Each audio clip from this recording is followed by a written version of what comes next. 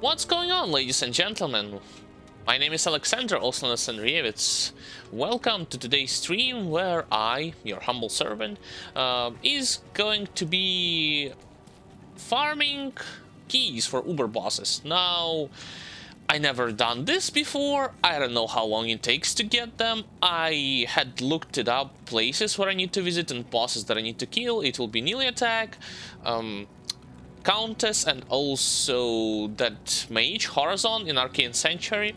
So those three mini bosses I need to hunt down and kill them. Also, as far as I understood, I need 3 sets, meaning that from each boss is like 3 keys are forming 1 set, and I need in total 3 sets for 1 attempt to finish off bosses prior to Uber Tristram, that is like Lilith, like Super Isual and Super Duriel.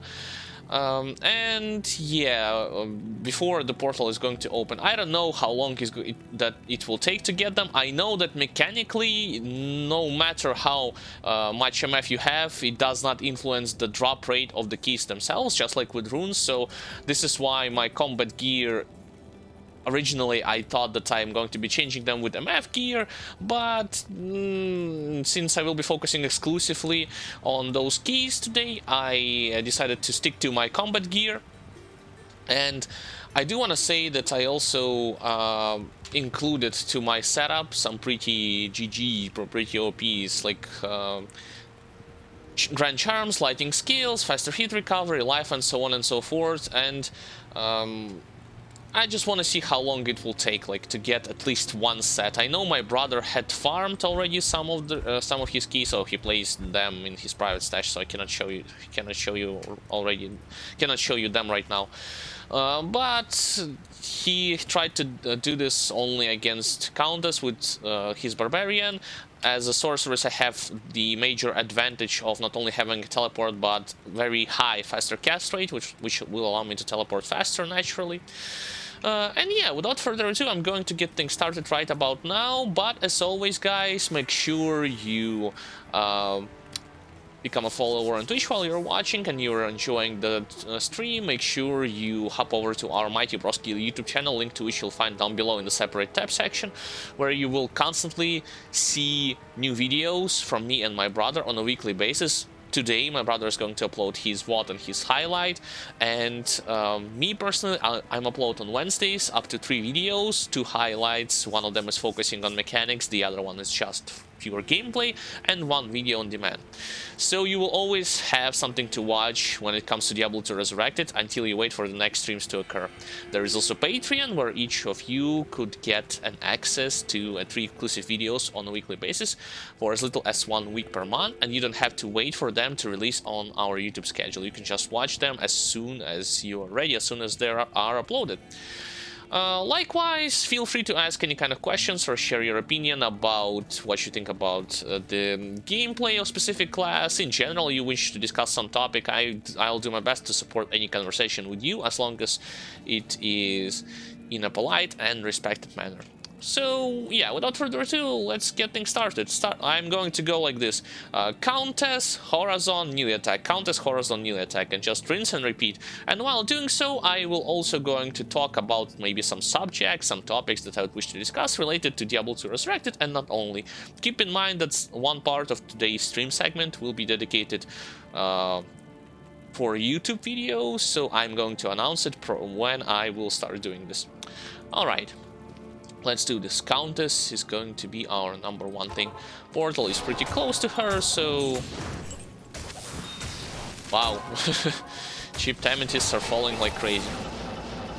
I will try to not focus on any other elites and just go straight for Countess. Like, the goal is to not farm experience under items, it's just to farm keys. 1, 2, 3. 1, 2, 3, 4, 5. 1, 2, 3, 4, 5, 6. Boom, boom, boom, boom, boom, boom. Should have actually used chain lighting, but okay, who cares? Runes, yeah, I'm willing to pick them up because if you don't know, the mod that I'm using allows me to convert 3 increase of the similar runes to a rune of a higher tier. It includes low-level runes, mid-level runes, so that's that. I don't know, probably even high-level runes, but I don't have many of them, and my brother also don't have too many of them too. Right, Countess is done for. Next thing is Horizon.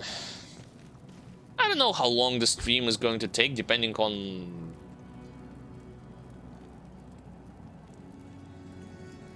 Really? I don't have a portal opened in the Arcane Sanctuary? How though? Yeah, haven't I clicked on it yesterday when I was going through the story? Wow. Okay, I guess I'll have to open it manually. Some minor departure from a plan, but just didn't came into my head that I have not clicked on a portal. It's not gonna take me that long. Okay, watch. 1, 2, 3, 4, 5, 6. 1, 2, 3, 4, 5, 6.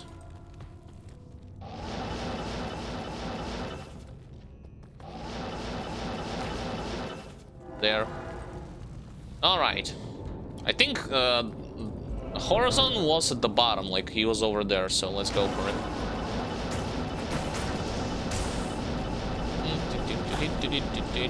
Yeah, like all the way there. Come on, don't stuck in the stupid walls.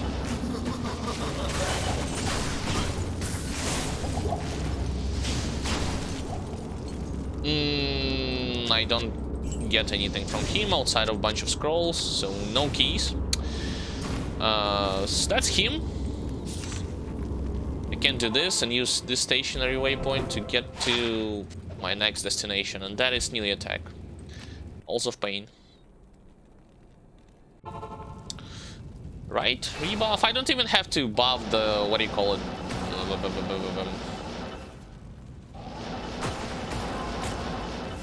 I think I don't have to buff.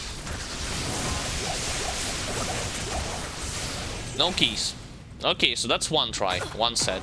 Save and exit, rinse and repeat.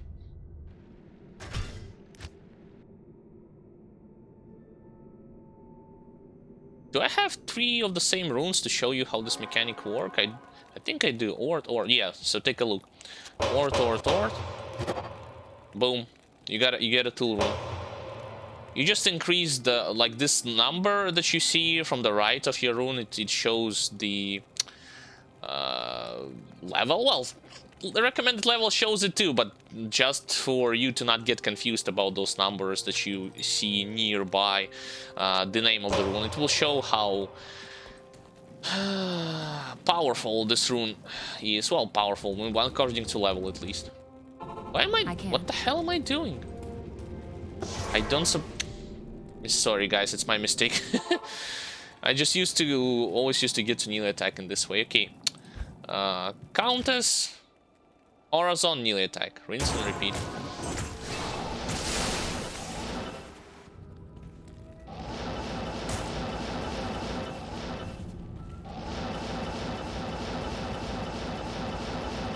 You know, from this point of view, when it comes to how quickly I am getting to those named mini-bosses that can drop those keys, I can safely say that Sorceress is probably one of the best classes to, again, no keys, farm those keys to begin with. Don't really care about the curse too much. I think I'll be fine in Arcane Sanctuary.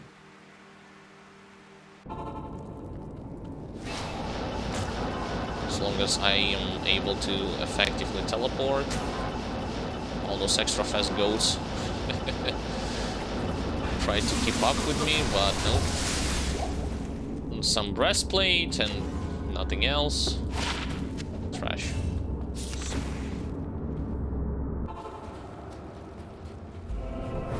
Melee attack.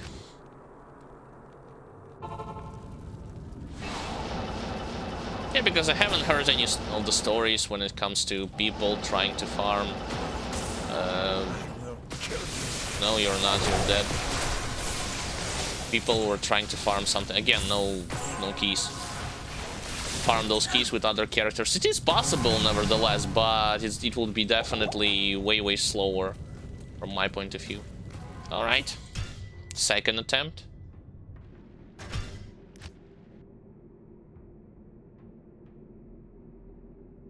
Maybe I should, like, since I'm already at Act 5, maybe it's better to start with melee attack and then go backwards.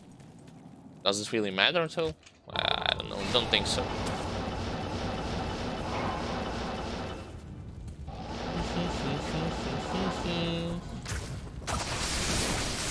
It's a mistake. Could get corpse exploded. Yeah, corpse explosion is a thing. Melee attack himself sucks, it's just that his corpse explosion, especially when you are cursed, hurts a lot. So you have to keep in mind this. No keys from him. Horizon next.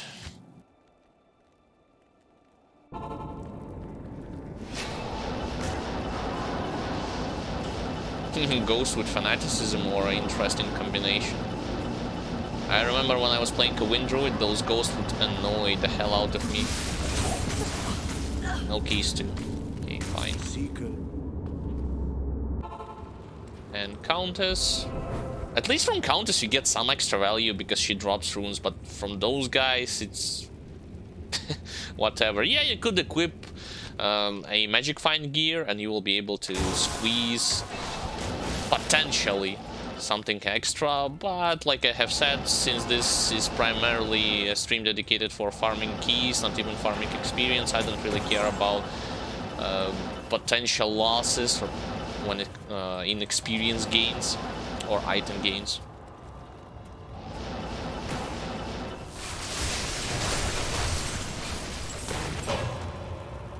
One key. So what? That's on the third attempt. Not enough mana. I got this key from the third attempt. Just not bad from my point of view. So let's rinse and repeat. Once again, ideally, to give my brother a one attempt at going for Uber Tristram and killing bosses, I need to give him one set. That's like 9 keys in total. So from each bosses I would need to collect like 3 keys. No. Yes, 3 keys from each bosses. This is going to take a while.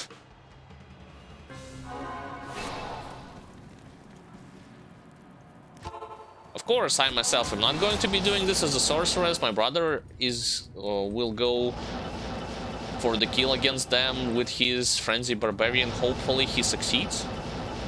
From my point of view and from his point of view as well, Frenzy Barbarian is not the best Uber killer. The best Uber killer was and still is Smiter Paladin, but we don't have a Smiter Paladin.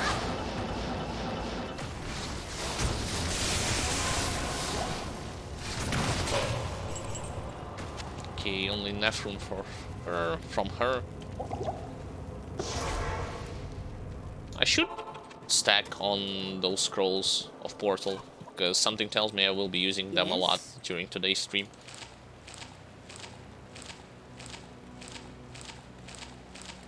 I don't remember the value of the set of those keys. I don't think they're pretty high though. Honestly, just don't remember.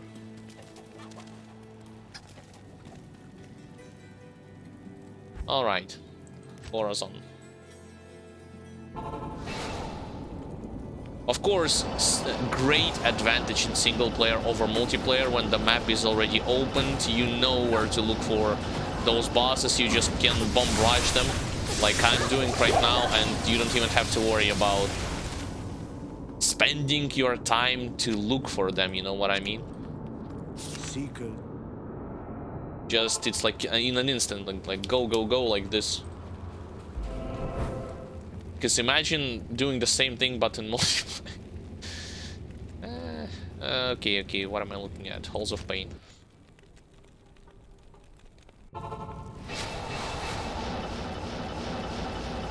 Don't even need all of those mana regeneration stuff. I think it's safe to just nuke him with lighting over. Yeah. It was definitely safer this way. I don't care if those regular monsters, no keys by the way, are going to hit me. As long as he stays intact, he is not going to do anything against me. I'm fine with this. No keys, rinse and repeat. Because the damage that white monsters near him doing, even if he can have a curse, is nothing in comparison to his corpse explosion, which is the most threatening thing from his arsenal.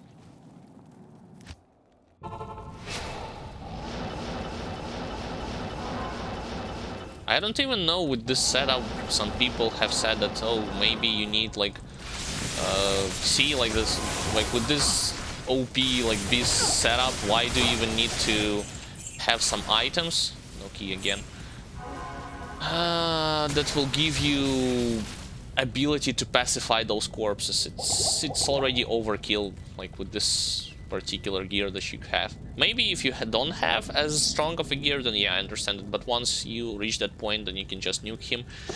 You don't even have to bother about thinking that, oh, you need to pacify corpses, otherwise they might explode. Unless you are playing a specific class that cannot, don't possess long-ranged ability, which can actually hit him when he's like trying to hide among the monsters, but that's totally different story. Like I've said, from my point of view, Sorceress fits this job perfectly, you know, hunting down, killing those wielders of keys.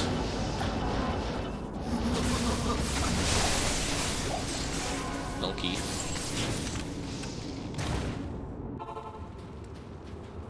And Countess.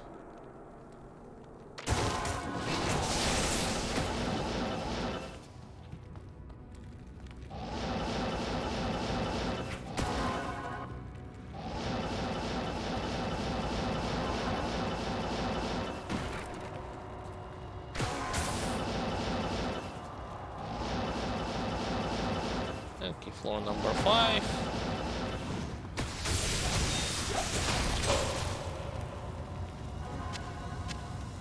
No keys.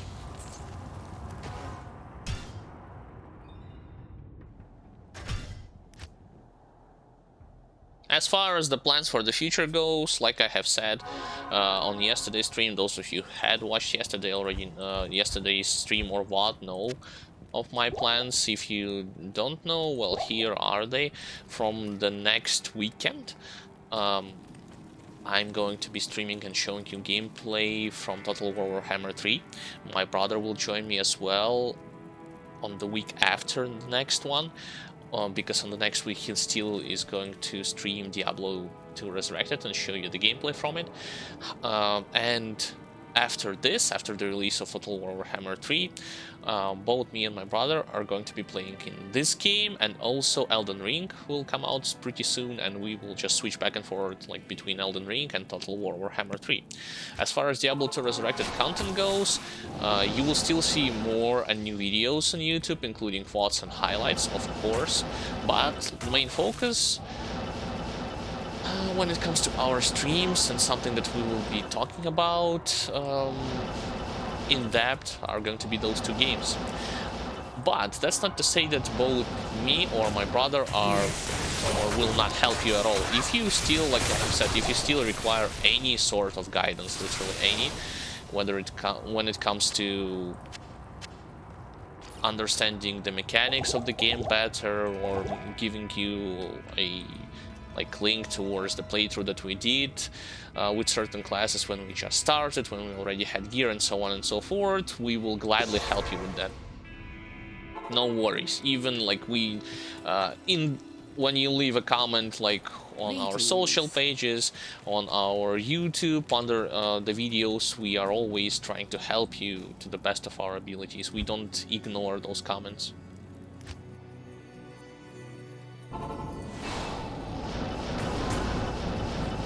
So don't think that just because we are going to be playing in other games, we will forget everything about like Diablo 2 Resurrected, and we will never talk of it and refuse to help you with something like this.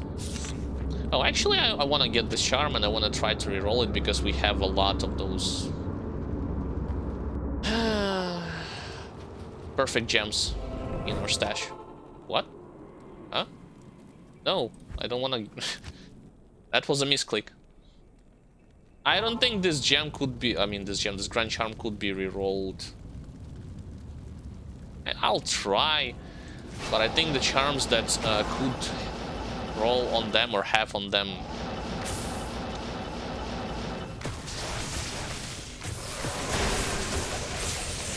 Gotta go back because of the stupid quartz explosion is a thing. Melee attack already dead though. Dropped only one cheap diamond. No keys.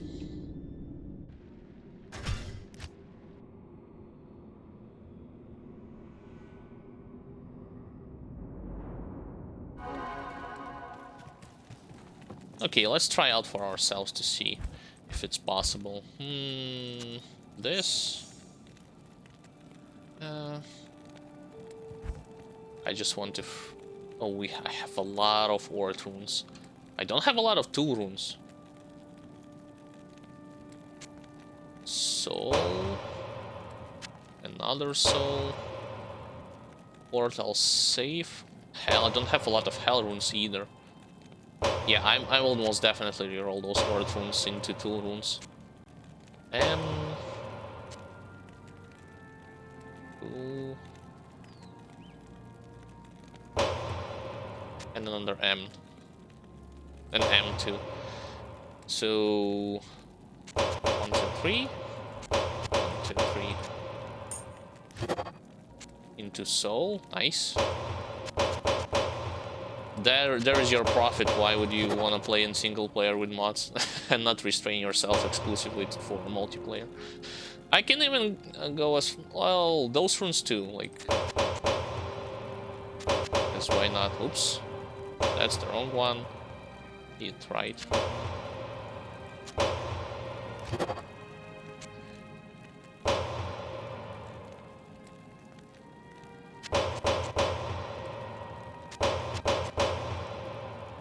I don't know why I have not done this before. I knew of this thing, but like because I was not confident. What's the word? You know when you're playing in multiplayer and all of the you just hoard all of your runes and you don't even think about that you can potentially re-roll them into something better, then you end up like just stacking them over and over into something like this. Okay, tier and it. Also got Ral. Oh, Ral into Ord, okay.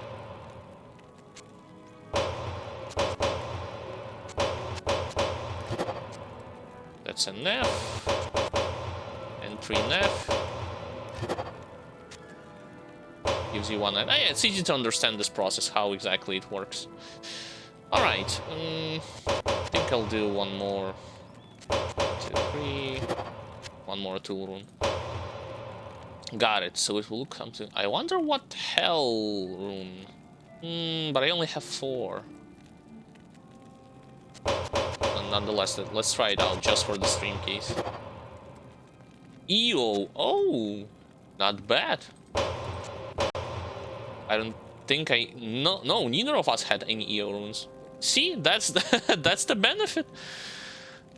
Well, lo and behold, as they say, that's the benefit for re-rolling something like this.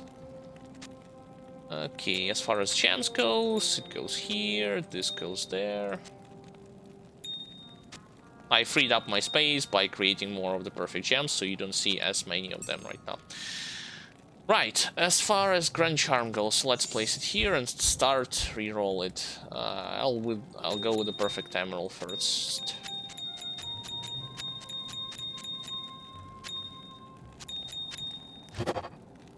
Max damage. Life and resist, not bad, but that's not what I'm looking for. Max damage. Life and mana, also not bad. Level 53. Max damage and attack rating, nope. Life.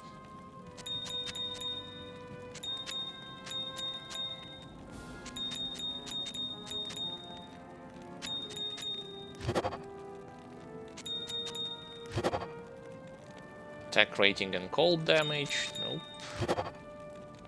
By the way, don't, if you are a complete beginner, don't forget that those added damage bonus only works if you're melee attacking monster or attacking them with something with a ranged attack, but that's not a magical attack. Hope it does make sense. Life, no. Yeah, I don't think it's possible to actually roll on it as killer. Just saying.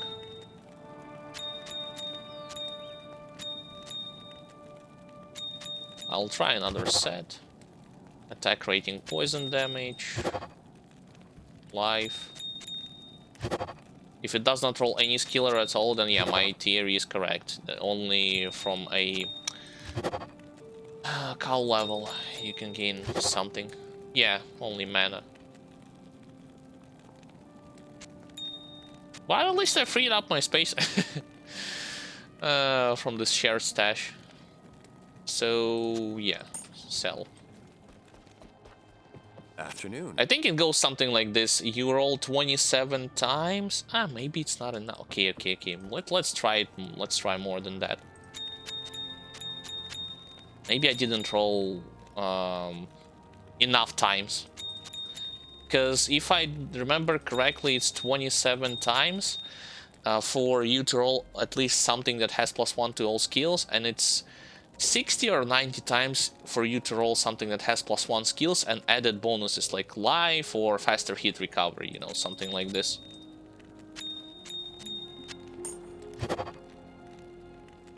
That's the last set that I'm trying. Lightning damage. Life and mana. Max damage. More mana. Attack rating and no. Doesn't work on this charm. Should have known. Oh well. Okay. Halls of Pain. Hopefully I did not forget to reset the game. Our homeland is already ruined, so...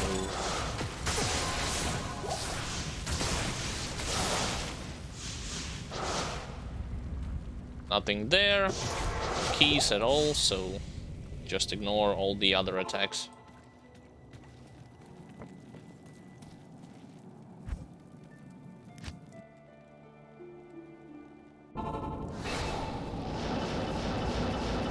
So far, once again, remind you, I just got one skill from one key from Countess, and that's it.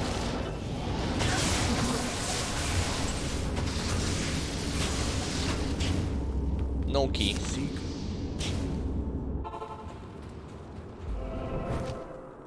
Come on, stop teleporting me back to Lost City. Black Marsh, please.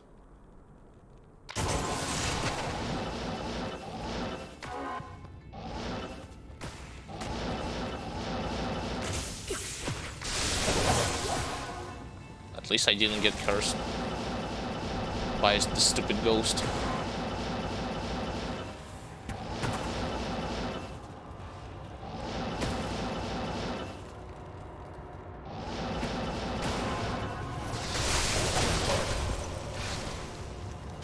I just crafted an EO and I just received an EO, but still no keys. Rinse and repeat.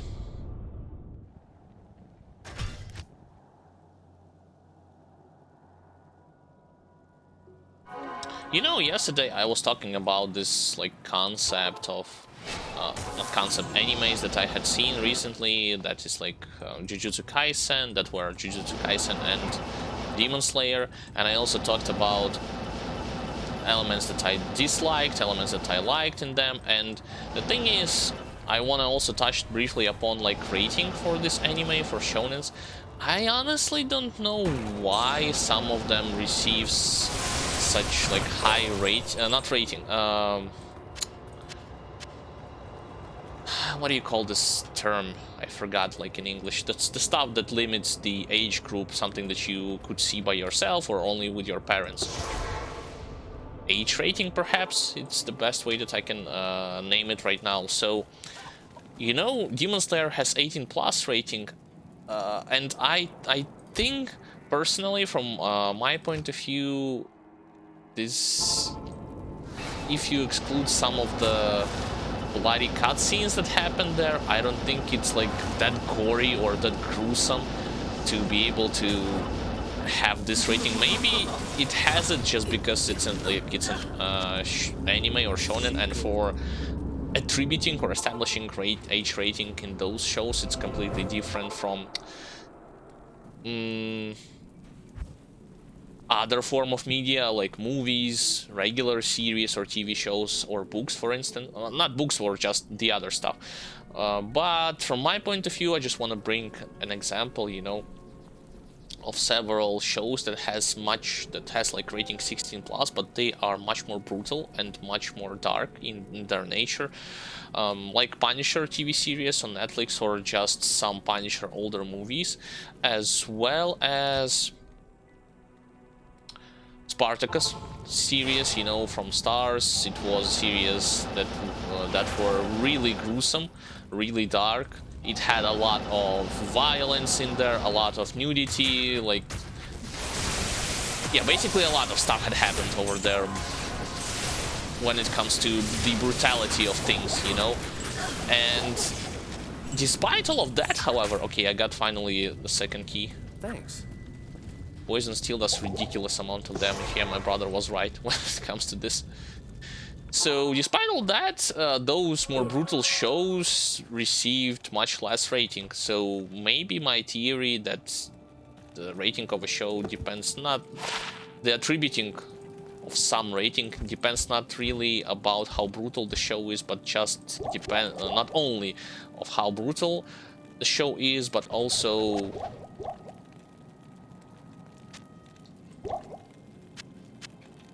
it depends on the genre. Okay, I got Key of Destruction, Key of Terror, so I need also Key from Horizon to finally complete one set of keys. Let me place them somewhere here, I suppose. Key of Destruction, Key of Terror, and I need Key from Horizon. Save and exit, rinse and repeat. So yeah, personally, and that's one issue. And the other issue, well, not issue, and the other thing or feature about this rating and about this like brutality, it's the fact that you know, modern teenagers or children that are growing up to be teenagers, I think they are much more sensitive or susceptible to this whole exposure to the blood, violence, and gore that is happening in other forms of media, like movies, games, and TV shows. And most of them, I'm not saying everyone, but most of them cannot tolerate like this thing a lot, like, and they are becoming, because they're not used to this, or maybe because like it's not education, what's the better way to say it, it's just how they, yeah, it's just how they got educated by their parents, you know. They did not get enough exposure to this, and so on and so forth, because I don't need the stuff. If I can compare, like, myself, what I was watching in the childhood and what I was playing, yes, I didn't watch any, every possible, like, horror movie, brutal stuff, and so on and so forth. However, from time to time, I did watch them with my parents or with my older relatives, and I grown up as a normal human being. I mean, nothing was wrong, or nothing is wrong with my psyche or anything like that.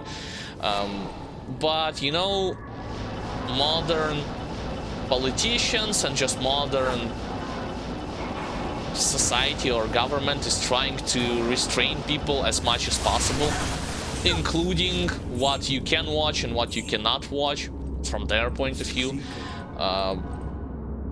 Not only watch what you can watch, listen, or play. And as for me, I think it's not the great idea, because their counter argument for this is just nonsensical. It's like, oh, you're gonna get something messed up in your psyche, but that's not even proven. It's the same thing as violent games are bad. It's like, why? Well, because you remember, like, a lot of times in the past, many violent acts had happened. A lot of times, many times in the past, many violent acts had happened, and some of them were attached to the point that, oh, person might have just played too much like in GTA or in Doom game or in Mortal Kombat, and his psyche got all messed up, and because of this they use this as an excuse to ban like violent games, to say, oh, like it's bad for everyone, you should not even touch them, and yada yada yada. From my point of view, you know, fun fact, I had played as a child in Mortal Kombat, even though I wasn't supposed to, but I realized that it's like, and I had watched some cartoons like Courage the Cowardly Dog, which were not meant for kids in the grand scheme of things, and also like Grim and Evil, but I realized that like cartoon violence and even like in-game violence, it has nothing to do with your violence that you have like in everyday life. It's just there, and you know, I realized, not because somebody had told me that, like when I was doing an uppercut in Mortal Kombat and like gigantic splatter of bloods like felt all over the screen, I realized that like in reality it's not like something just clicked into me, and I understood like it's never gonna happen in real life, never gonna see something like goofy as that, like people flying like all over the place, their limbs are like being torn off or something like this. And same thing I can say like about Doom game too, even though it was like more like futuristic and realistic at the same time, I realized like it's never gonna happen, it's just fiction and so on and so forth. And like I have said, nobody had told me that, oh, this is bad, like this, I mean, not nobody, like, nobody was restraining kids back like in the 90s. I was born like in 1991 at the beginning of the 90s, and so, yeah, some of the shows, like adult TV shows and so on and so forth, we as kids were restricted to watch, but the other ones, it was perfectly fine. Even, okay, I got Key of Terror again, but not a key from, not the key from Horizon. But other forms of media, like I have said, like more violent games, movies and shows, it was perfectly fine. Like neither of us grown up like as sociopaths, like psychopaths and so on and so forth. And like I have said, it's not even proven by the scientists that, oh, violent games are gonna make a person violent. It's actually was proven vice versa. So for instance, if a person playing like in some kind of a game where he can not expose, like he can release his anger, like negative emotions via or by playing the game, it will make him calmer in real life, believe it or not. Like it will make him more collected, more calm in reality, and it's actually beneficial. Like that's the form, you know, people use a lot of things, like some things that work for them to relax, for some it might be training, for some it might be something else, for the other people it's just playing games, you know, playing games or watching something. So completely restraining them, it's definitely a bad idea, like complete, because at one time or the other your kid or your child is still going to find out about them, and when this time comes, like, and you didn't explain to anything, maybe this, because like it will be like so drastic, maybe this can shift or damage his psyche. But from my point of view, if you gradually, that's the key word here, introduce your kid like to the reality, to like the gruesome stuff already, is everything gonna be all right. You're not gonna have any kind of problems with him, because the problems comes not necessarily from the media, it comes mostly from the real life. It's like, wow, shock content, yes, reality, but this is how it happens. And so, yeah, returning back to the whole like rating, attributing of some rating, like is it justified or unjustified in the context of like Demon Slayer? I think it only justified if you take into account that it's a shonen. Like, because like I've said, for animes, like it's the other, I think they have their other form of how this like rating works. Okay, did I start it from Act 5 or did I finish the Act 5? I think I had finished here, yeah.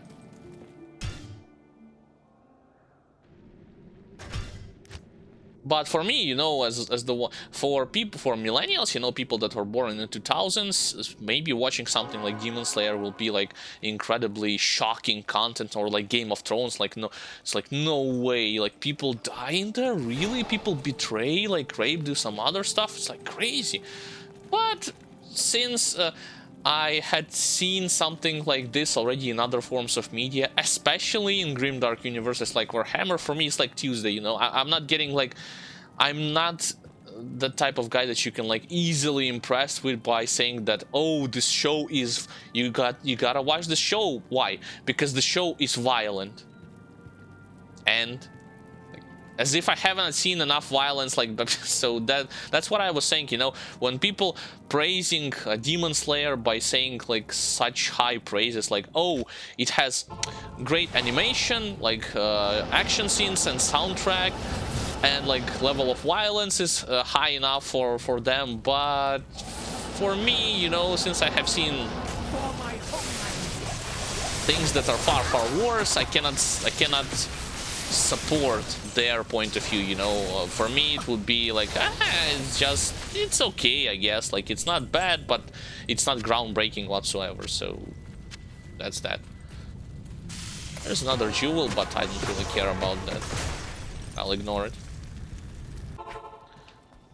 I wish that Horizon would actually give me another key, but he just refuses to do it. Another key of terror, right? And also, my personal 2 cents, why does the key look all identical? I mean, yes, you can hover your mouse cursor and just look at it, but for modders, can you please make something that would tell like visual difference without hovering your mouse cursor between one key or another, because they look practically identical. Not practically, they look identical. Okay, Act 2, Arcane Sanctuary. And so TLDR about this whole like rating and such, I think the shows, when it comes to, at least when it comes to anime format, shows that are considers itself to be violent, it is violent only for the standards of anime. So don't get me wrong, I have watched a non-spoiler review for a manga that is called Chainsaw Man, and I am heavily looking forward to it, to read the manga and to watch this anime. I know of all the like trash stuff inside it from non-spoiler review, and I am also eager to see how it is going to be done in a media format. But when it comes to like just the whole level of violence, it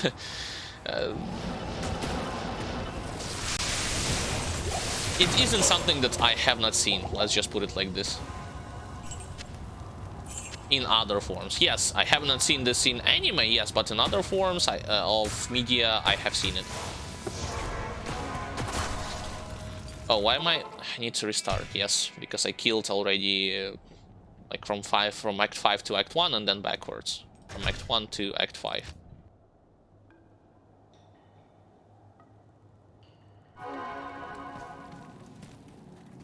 So far, haven't got a single set of keys. Only 3 keys, and one of them is duplicate from Countess.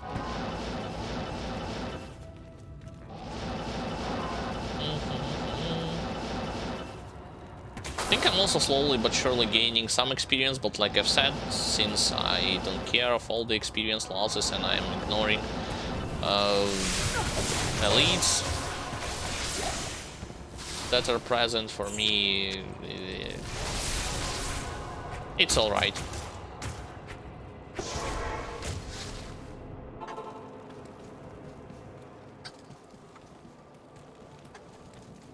And you know, since I also mentioned like Mortal Kombat, I remember in like, the thing is, yes, Mortal Kombat was the game that caused the creation of this ESRB rating, this age rating, but it was mostly on the West, I believe, because in our like European countries, when people, including like kids and adults, played Mortal Kombat, nobody was like in shock with the level of violence that was there. Nobody was saying, oh my god, like I need to restrain my, like keep my kid from that, or so on and so forth. No, Doesn't matter if we're talking about arcade experience. You know, some people used to, like, I was watching. Is this Diablo 2 Resurrected? Yes, it's modded Diablo 2 Resurrected. I don't need the shield. Who cares? So I was watching like Cinemassacre and a YouTube channel that I am watching like quite regularly. Where to find the mod? Oh, no worries, no worries. I can give you. Okay. Hold on just a second. I will link in the chat 2 links. For one, it's like a package of several mods, and the other one, the mod that removes immunities from the game for the most part. I will link them in chat.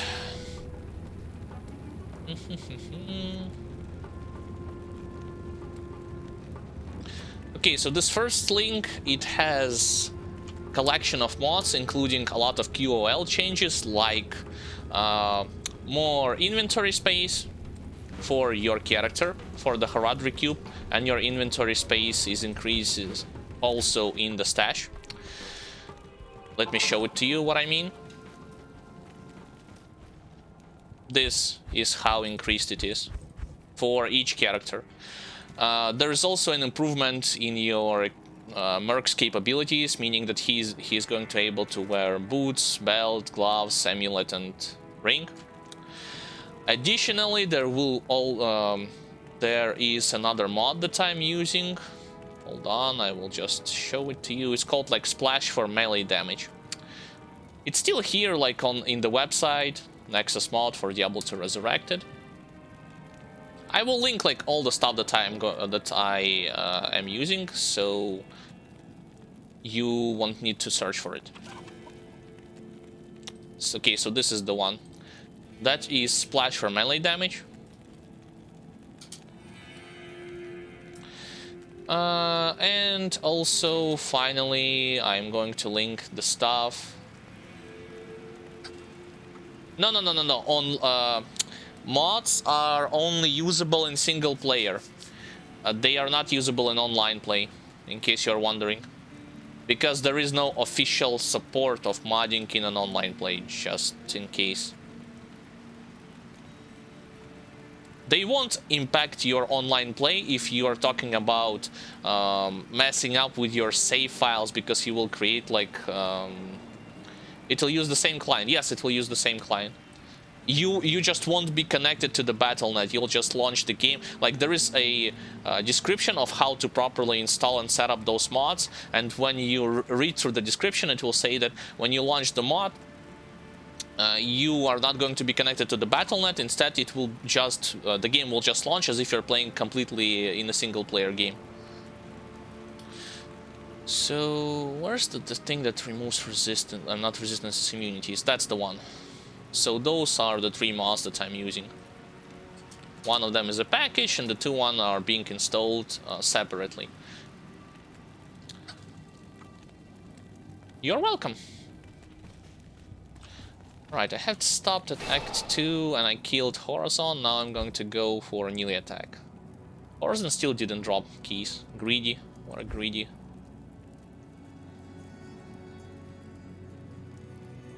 Yeah, it does. It makes a whole lot of sense. Especially in the context of all the QOL changes that these mods are going to give you.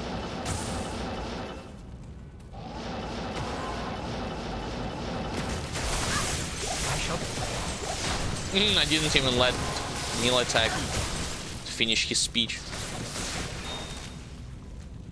Built-in map hack? No. The single-player map functions differently from... I mean, I think some of the mods have map hack, but I personally don't use it.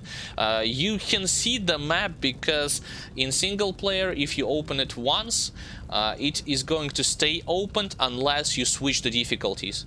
Hope it makes sense.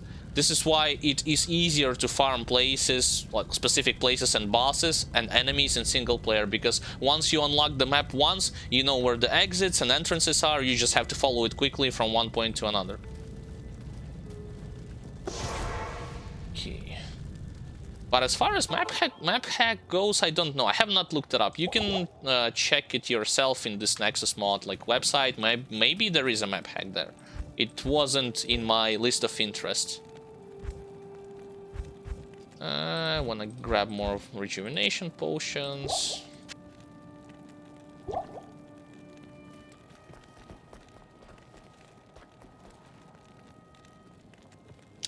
Yep, this is one of the QOL changes. So there is a distinction between low runes, mid runes, and mid-level runes and high-level runes. So let me show it to you. Those are your typical like low-level runes up until I think level 19. Those are mid-level runes. They are being colored as like blue color, and those are high-level runes. And also they make a new sound effect for you on the screen when they are dropped. For instance, check it out. This is how it will look. And when you hold like display item, it will look like this. It will be different for high-level rune. Let me show to you how high-level rune looks. When it drops, it will also say like, I like this thing, pick up. So you know that the high-level rune dropped and you need to immediately pick it up. It's just more convenient for you to not miss it if you are planning to have long farming sessions where there will be a lot of monsters killed, like, I don't know, Chaos Sanctuary, and your character have like insane AoE. You just want to nuke as much things as possible, as quick as possible, and you might miss a rune or two. With this mod, you will never miss a rune, because even if you don't highlight it, at least it will make a distinct sound effect and distinct lighting effect. So yeah, works great. It's one of those mods that that is included in the package, in the first link that I have shared with you. Okay, I killed melee attack. Let's go backwards to the Arcane Sanctuary. But yeah, all the runes are the same.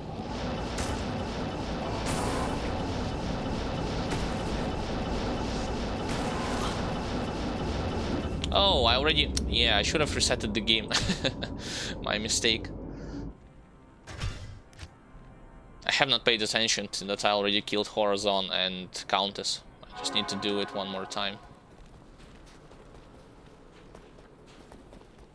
Damn, takes a while to farm those keys, to be honest.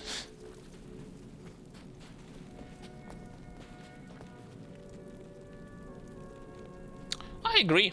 Just give an opportunity for the player to select if you wanna connect to Battle.net or not connect and play, like, how should I say it?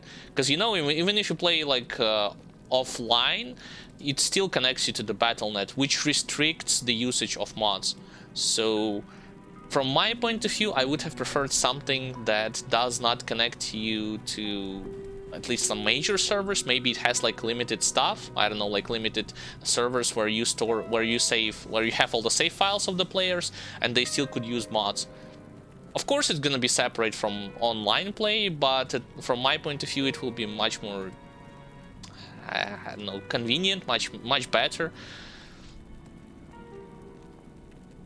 Or better yet, I know it's wishful thinking, allow mods to be allow mods that don't alter game mechanics drastically to be used in online play.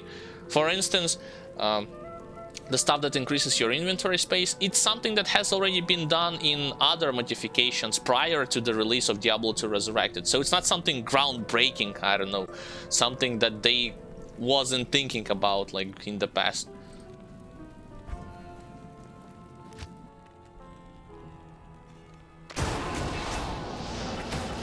I know purists will have different opinion about it, like, oh, don't touch my game, it's already perfect, yada yada yada, but I don't share or support this type of opinion. I think there are a lot of mechanics and stuff that is clearly and plainly outdated and has to be immediately fixed. And a lot of the stuff, mods are resolved already.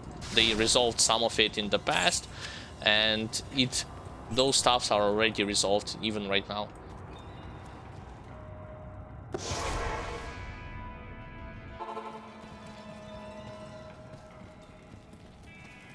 No keys for from Countess. Let's go for Horizon.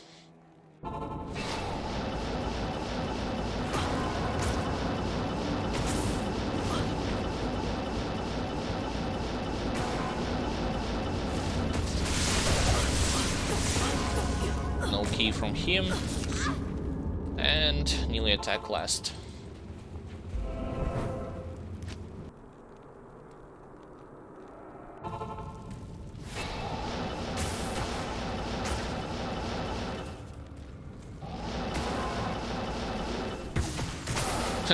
I never played it.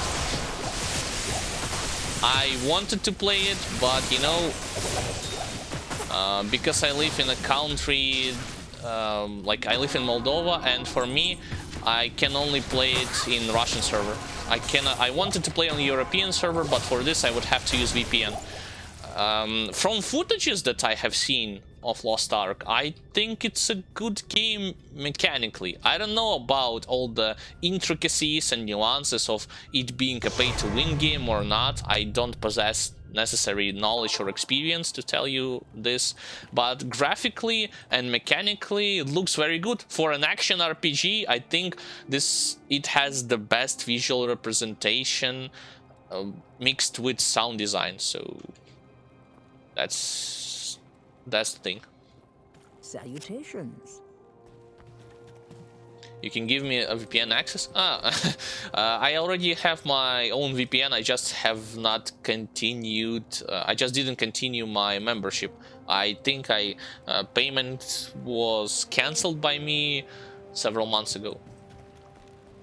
Because I also had problems with my own internet provider.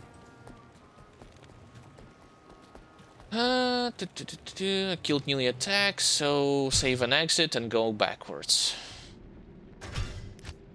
It's just that I know that Lost Ark is available on Steam, and when I'm trying to search for Lost Ark, it says that like in your country the page is not available, and I was looking for what does this supposed to mean. It turns out that this means simply that your region is not included in the list of like European and American servers for Lost Ark, and you need to either use VPN. Well, no, you need not either. You need to use VPN. Something like this.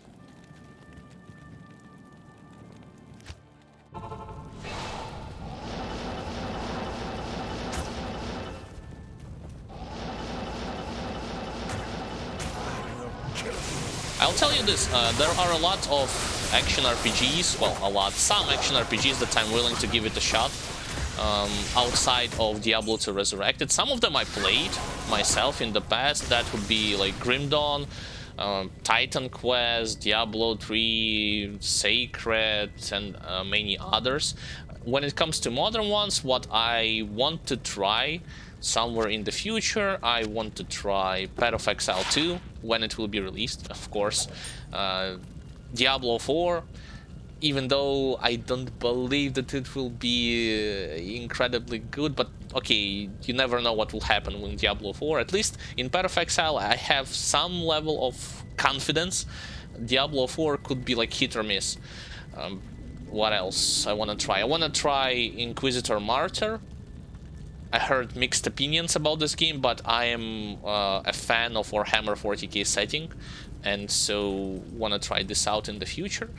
But because I have like other plans this month and other games that both me and my brother are going to be streaming on stream on this particular channel, those plan changes need to alter. Lost art.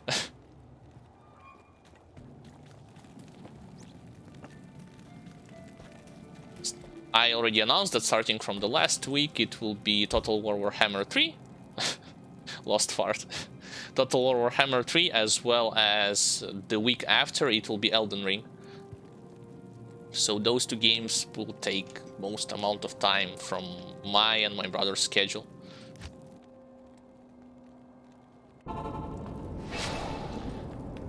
You know, since we are discussing, we had mentioned also Lost Ark, among Russian community, Lost Ark had been present for a long time, and to be honest, I have not seen overwhelmingly positive response about that game. Like, it had been available for how long, like 3 or 4 years, and even longer on Korean servers, but when it comes to Russian-speaking community, they have like Lubasai? No, I'm from Chisinau, from Moldova. When it comes to Russian-speaking community, they have a different opinion of this game, simply because this game has been published by Mail.ru, and Mail.ru tends to introduce a lot of pay-to-win elements into their games, pretty much into every game that they're publishing, like Ion, what else? Forgotten the game that I have played.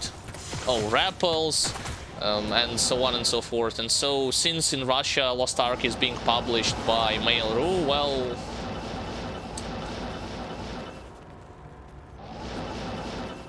feels like a lot of the Russian players are just experienced what it is to play in MMORPG with heavily pay-to-win elements. This is why, for Russians, the Western release of Lost Ark, it's like they don't really care too much about it. So, yeah, it's released, yeah, it's good for Western people who didn't play it, but for them it's like they are suffering heavily from pay-to-win elements, so they cannot share good opinion of this game, even though, like I have said, I don't know too much that what's happening inside, but from visual and audio standpoint, this game is like one of the best in action RPGs genre, especially if you think about, like, there are not a lot of MMO RPGs from that has the same like camera angle, isometric MMO RPGs. Okay, I want to put my runes inside the stash, free up some space.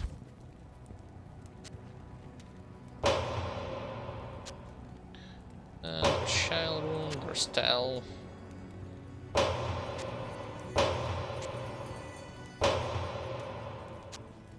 Still, not a single set of keys.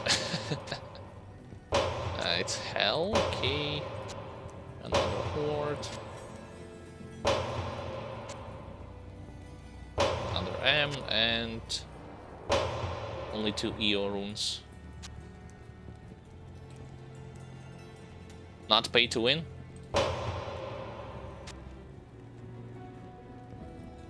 Yeah, I hope it makes sense for Western release, because from Western release I heard that like it is being published by 2 companies, Amazon and I forget the name of the second one, and they have other business practices, and which includes game being not pay to win, so that's great.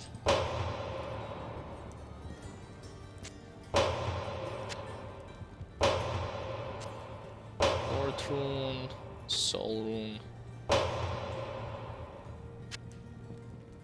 I have no like, even though I know Russian language, I have no interest in playing on Russian server. It's not because I'm against Russian communities, because I don't want to experience, like, if I like the game and I want to invest hours and hours into it and play it, I don't want to realize at one point or the other that, oh, if you want to continue playing effectively, then you better open your wallet and start like chugging money into this game, because otherwise your characters suck, your progression will suck, and you cannot go further without heavily investing your money. Like, that's my main concern. And because, like I have mentioned, because Mail.ru has this infamy or bad reputation among all Russian players, with their track record of like bad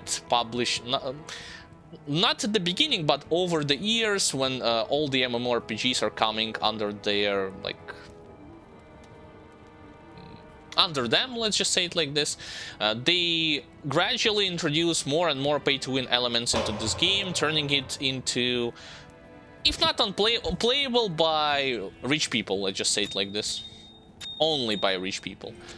And a lot of casuals are moving away from it, and this is how those MMOs that they have in the past are being closed, because nobody is playing. Like, rich people are going to play in your games regardless of what business system you will have, but if you casuals are very important. If you are scaring away casuals by making the game more and more toward like switching it towards pay to win elements, there ain't gonna be a lot of people playing your game.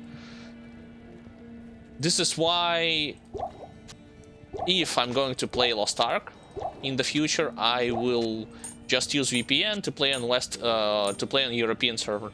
Like, for me, it will make more sense.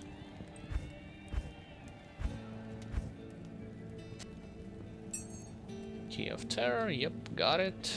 And let's get those three full rejuvenation potions and continue.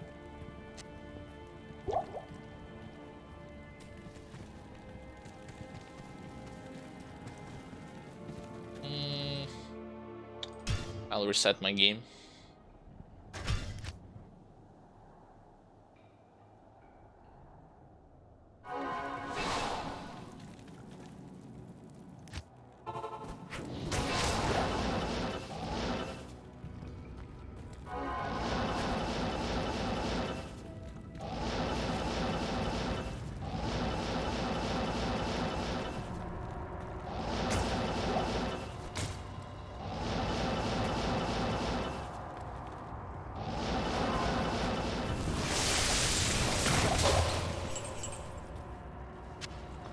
No key.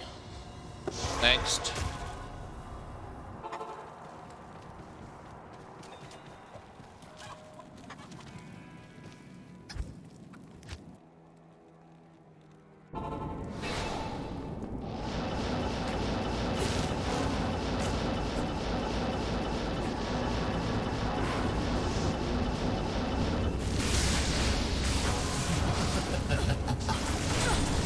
Oh, I was missing my chain lighting. No wonder I did not hit him at the beginning.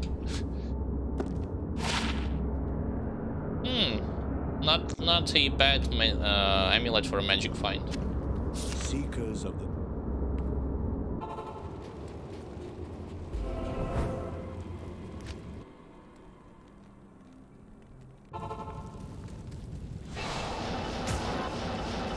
How much passed? It's almost like 1.5 hours passed from the beginning of the stream and I have not even farmed a single set of keys. Yikes, the damage.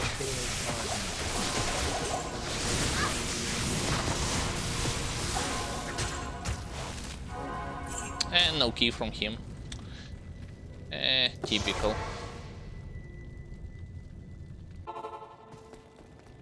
Good afternoon.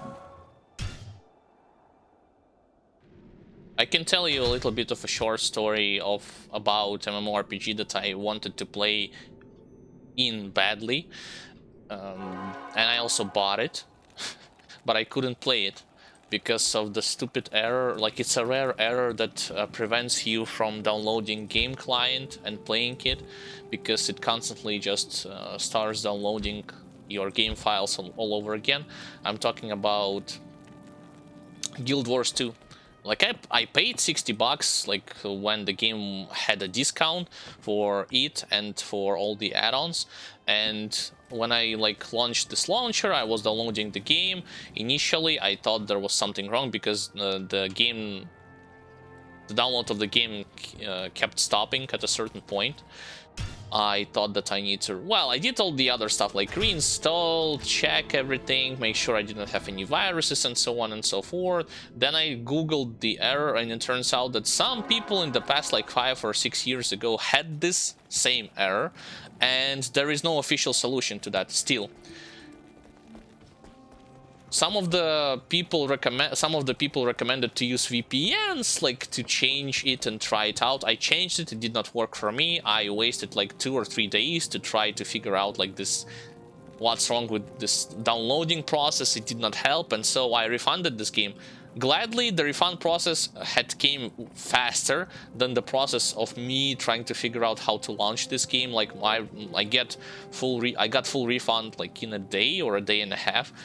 So they were doing a much better job in terms of refunding your funds for the game than to fix this rare error.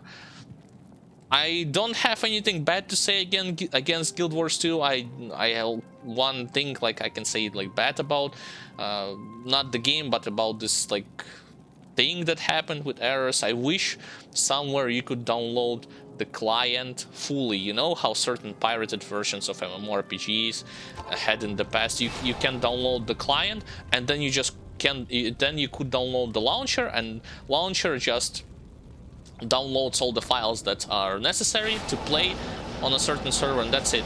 But with Guild Wars, unfortunately, you cannot do this. You have no idea.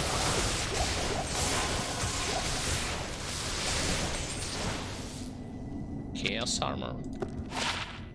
Oh, I got Trangul. Huh, nice. Didn't had this armor in single player yet. Guild Wars are kind of meh. Well, yeah, I heard this opinion too. Like, for what motivated me to try out Guild Wars, you know, because I'm a kind of guy that I'm that type of guy that likes exploration. I likes this multi-level environment and so on and so forth. I'm usually not focused too much about rushing towards the end game and, you know, all game is the end game and you screw the leveling. I'm actually like on the opposite side. If your game has very good like leveling, process leveling experience, motivates you to explore and so on and so forth, this is great for me. In the context of MMOs, I'm talking about that. But yeah, like I've said, I don't have anything bad to say about the game itself. It's just, I wish the client, I mean the launcher, allowed me to actually download this game, but no. Oh, I killed. I don't know why I returned here.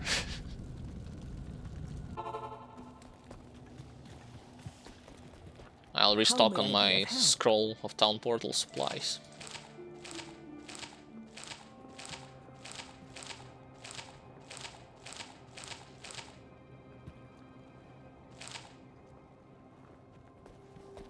Should be enough.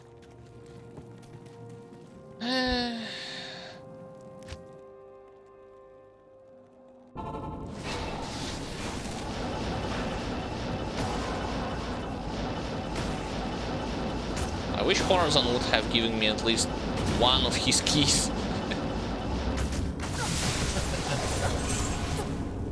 Finally. So, one set completed. Now I just need 2 more sets of keys.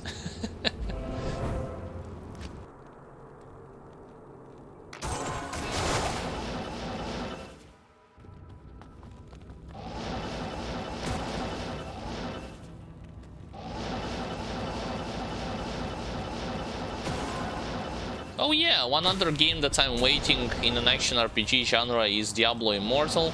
I know, like, it has a bad rap, like it's gonna be a mobile game and so on and so forth, but, you know, after seeing footage from beta that it had, can't say that there's anything wrong with the game on a mechanical level. Like, it's practically upgraded version of Diablo 3 on your phone, and you still can play it on your PC. If you have, like, some kind of emulator, I forgot what it was, you can play it on your PC.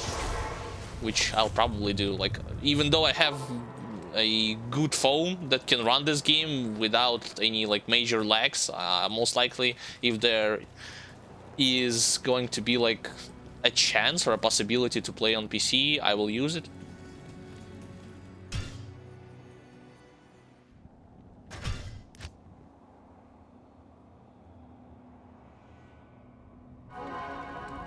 Of course, talking about Blizzard, I have heard other news that they are developing some other mobile projects for Warcraft universe, whatever that might be. It may be an MMO, it may be another, which I doubted. It may be another like card game, which I also doubted, like because Hearthstone, nobody even cares about it. Oh, yeah, sure. And nobody even cares that much, I should say it like this, about Hearthstone anymore. So I don't know how they are going to make this glorious comeback, because they are thinking about it. Because in the past it was like, oh, 2022 is going to be the year of Blizzard Entertainment, they will have a lot of projects. Which one? And they are also planning to make a glorious comeback. Outside of Diablo Immortal, I don't see how they will make good money. And you know, you have to also consider that Diablo Immortal part of this profit from Diablo Immortal, including money from Battle Pass, from skins, it's not gonna be distributed only to Blizzard, because Diablo Immortal was not developed exclusively by Blizzard. It was developed by other Chinese companies, so that Chinese company will take a part of this money. So glorious comeback, highly doubted. But it's not to say that I am not expecting Diablo Immortal to be released and to have a good time playing in it.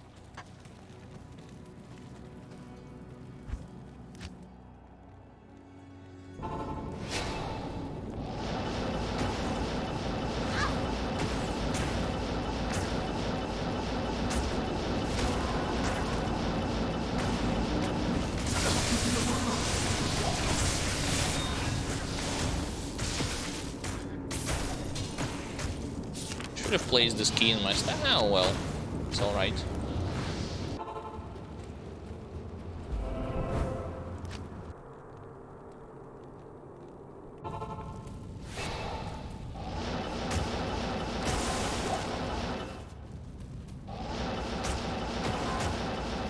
I shall keep my end. Another key. When the key drops, it makes pretty much the same visual and lighting cue or hint for you to not miss it.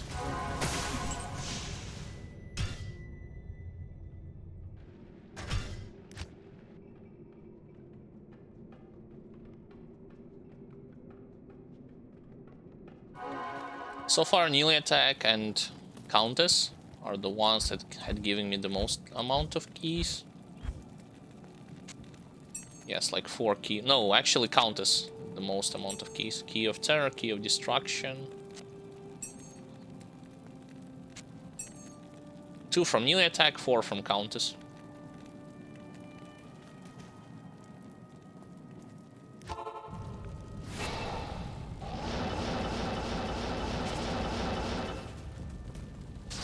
Oops, didn't mean to start casting this.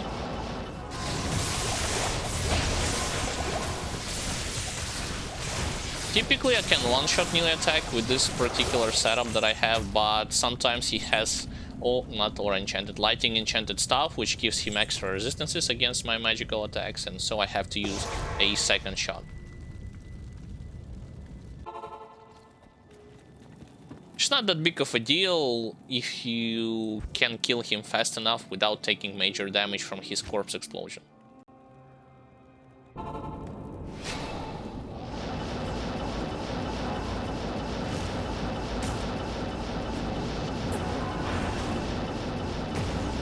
So actually, as far as Countess goes, I have enough keys for my brother to farm Ubers with his Frenzy Barbarian. It's all about Horizon and melee attack.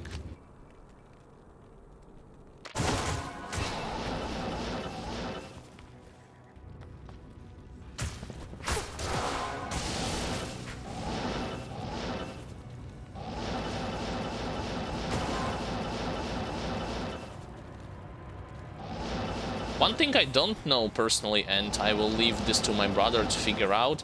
So when you're going for Uber bosses and you have to kill this Lilith, which is just improved version of Andariel, you have to kill also Super Isual and Super Duriel. When you die during these attempts, does those portal closes the portal close the one that you open with keys, or does it remain open? I don't know that. I don't know that because I wasn't in, when I was playing in an online version. I wasn't interested in Uber bosses at all.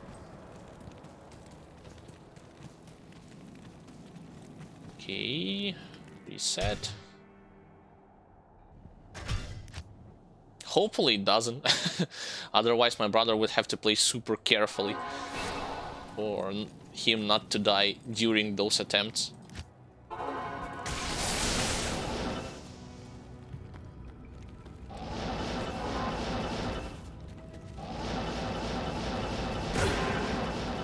Yes, I just touched them accidentally and I received the curse.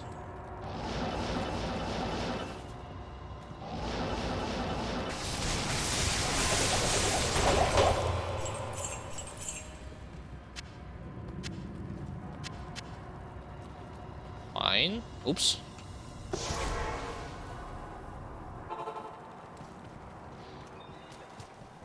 And speaking about like Diablo 4, one of the classes, or I should say like first classes when this game will eventually going to be released, that I will be playing, of course, is gonna be Sorceress.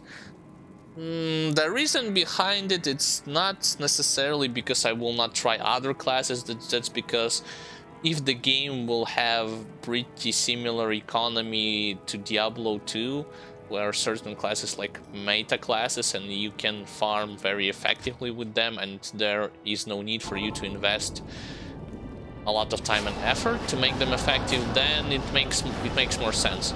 But when it comes to other classes, it makes more sense to start with the sorcerers. I do want to try Barbarian, especially in comparison to Diablo 2. I mean, I came from Diablo 3, and Barbarian in Diablo 3 is far better, both mechanically and power level in comparison to Diablo 2. I hope he will have the same or even better instruments in Diablo 4. Hope he's not going to be so gear dependent, or if he will, then when you are going to eventually farm gear for him, his power level will exceed something of a caster. Because Diablo 2, it's all about casters. Like, if you exclude Uber bosses and PvP, farming certain spots, it's always gonna be faster and easier with casters. Unless you are a barbarian who farm exclusively pit and council members, and even then you're not better with your farming speed, you're just better because you have find item which based on RNG that can or cannot give you an extra item. So that's that.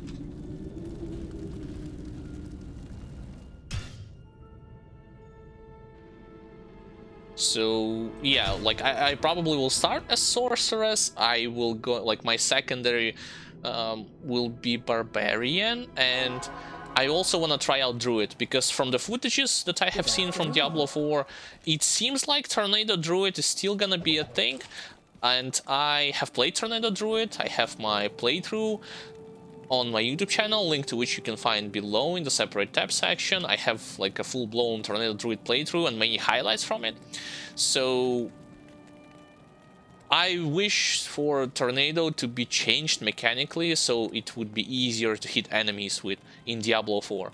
I've seen druid has like lighting elements there, and also crows, and he can shapeshift into bear and werewolf and werebear, but I'm not a big fan of this like lycanthropy stuff where you can change like forms, because you know, when he changes forms, I would have preferred for him to have some armor pieces on his body, you know, kind of like which RPG did it? I don't remember. World of Warcraft, definitely it's not a good example, because when you change form with a druid, you still just animal. I think no, World of Warcraft, but when you're playing like Lycans, or how is it called, like Worgens? Yes, that's the one. Like with Worgens, yes, you're animal, but you still have some armor elements like attached, maybe like a chest piece, helmet, you know, gloves. You obviously don't have boots because you have like those wolf legs, I suppose, or palms. But I'm not a big fan of, you know, looking at the naked quote-unquote animal the entire of the game, when there's nothing visually changes. Yes, you are getting stronger, you will have more skills, but you're still an animal, you know, like visually it's the same plain thing. That's just my point of view.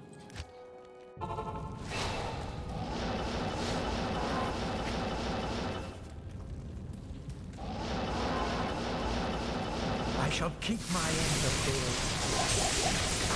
Oh yeah, when it comes to other action RPGs that I have played and that I also planning to play somewhere in the future, return to them, I completely forgot about Last Epoch. Now, from my point of view, Last Epoch, it's not a bad game at all. Especially if you want your game to be focused more around endgame rather than leveling, kind of like Path of Exile does, but with a different twist. in a more casual friendly format as well, yes, Last Epoch is a great option in my opinion.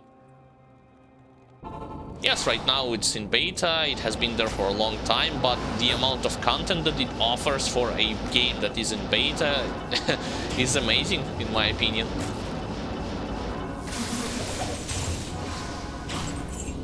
Nothing here.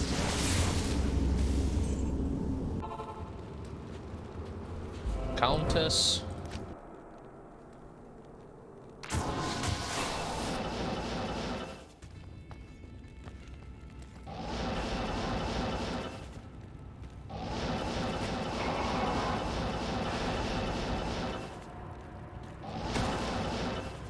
And even though I have said that it looks similar to Path of Exile, like Last Epoch, I was talking about purely like end game modes.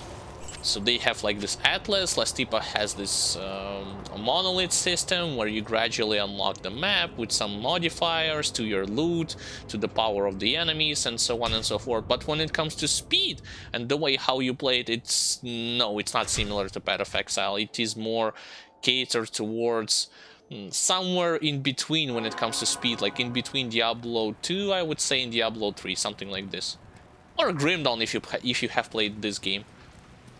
So it's not as like, you know, insanely flashy, super fast. You just nuke the whole screen and move on.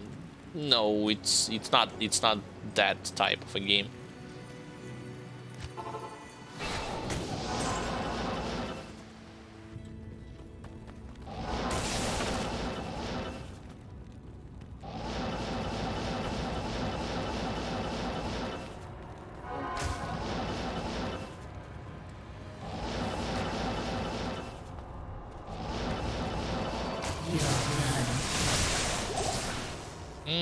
No keys, still.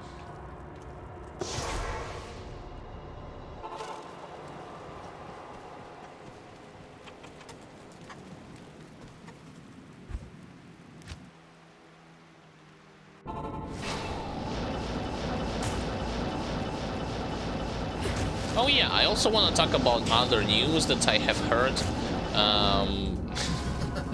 And that is like Lord of the Rings, Amazon TV show, specifically leaked images from it. You know, I already talked briefly about it on yesterday's stream, but I have more to say on today's stream when it comes to whether or not this show is gonna be good or it will flop. Even the creators themselves are doubting that this show is going to be good, because in an official interview, like in some of the articles, showrunner had said that yes, we have a special story, whatever that might mean, but this story can both like be next groundbreaking thing, kind of like Game of Thrones, or it can flop. And they were going into details about it by saying that like one of the main characters are going to be Galadriel, and the other main character is a human that runs away from his past, and so on and so forth. And that's all fine and well until I had seen some screenshots, and then again like and those screenshots have included such things like black dwarves, black elves, and I was like, oh, here we go again with this. You know, I personally, like I have said before many times, I don't have anything against black people. I think some of them are very talented actors and they are perfectly fit to film in any form of media.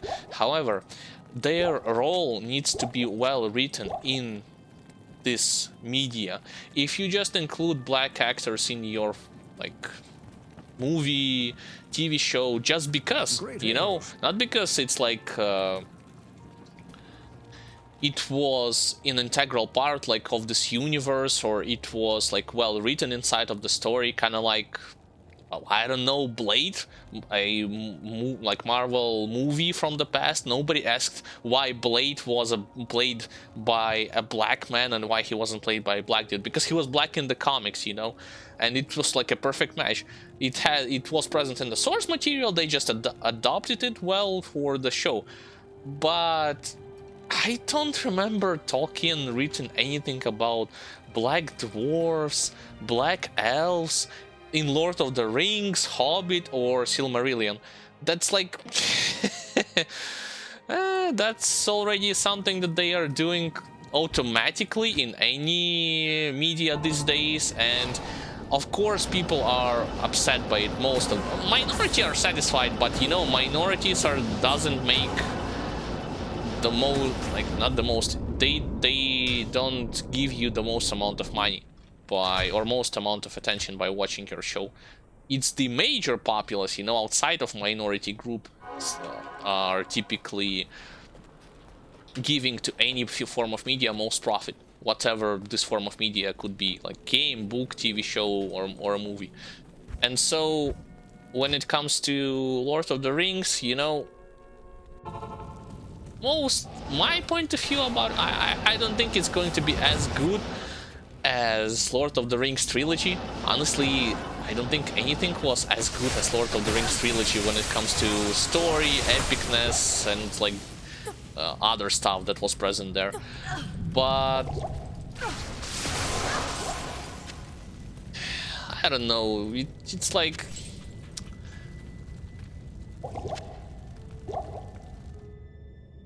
at this point, showrunners are trying to justify...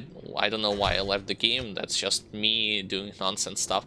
Showrunners are trying to justify their quality by saying that...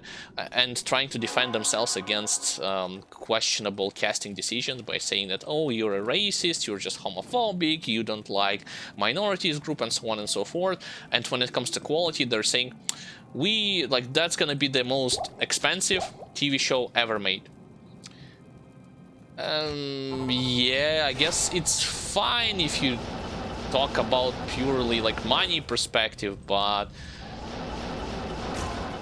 I can have a similar example from Amazon that I had seen, you know, Wheel of Time TV show, and Wheel of Time was also not cheap. It was expensive, not as expensive as Lord of the Rings, but definitely more expensive than something like Witcher, for instance. And so I have not seen this budget. I have not seen that this budget was used in a good way in Wheel of Time TV show. Even though each episode had costed them 15 millions to make, according to the official numbers. So yeah.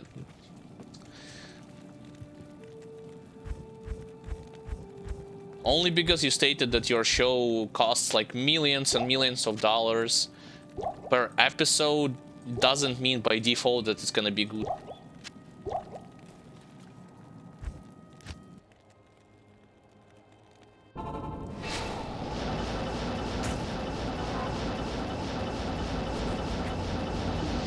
By the way, Neely Attack had given me another key, but not this stupid Corazon.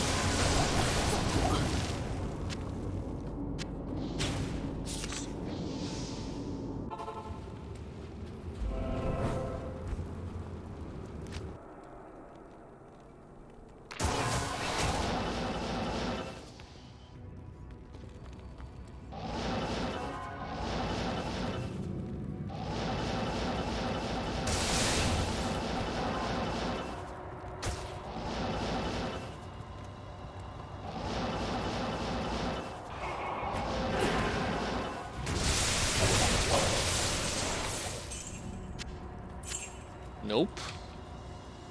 Not good enough. I mean, when it comes to how many attempts I had done. Alright, need to do many more.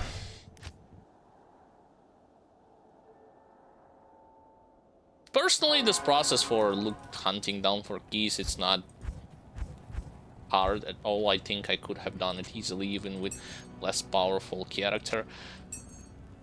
I just wish that the drop rate would have been a little bit higher, or if drop rate would have stayed the same, at least there was some kind of a system which allows you to use those duplicates to convert them into other form of keys.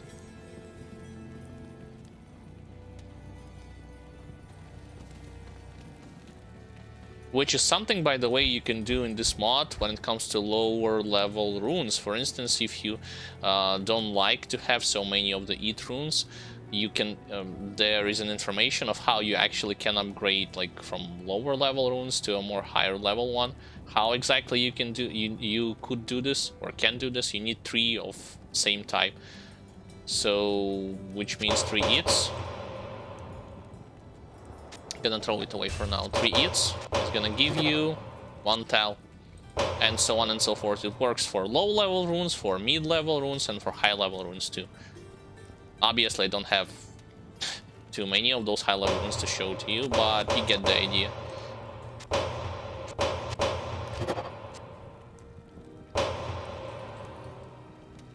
From my point of view, it's a good thing, especially like if you want to look for a specific rune. I mean, you still have to farm. You cannot just draw the runes or get it from like a database or some sort.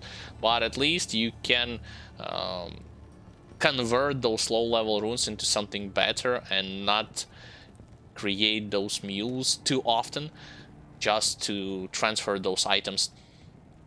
Transfer any items to them, because your own shared stash space had been already filled to the maximum capacity. F rune, tier rune. For instance, to get to like from Ort rune, you need 3 Ral runes. In case you were wondering. This is Ral. It's another EO. Great.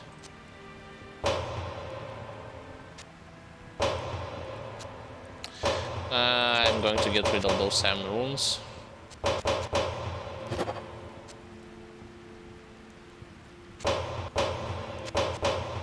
And possibly I'm going to get rid of soul runes too. Convert them into something better.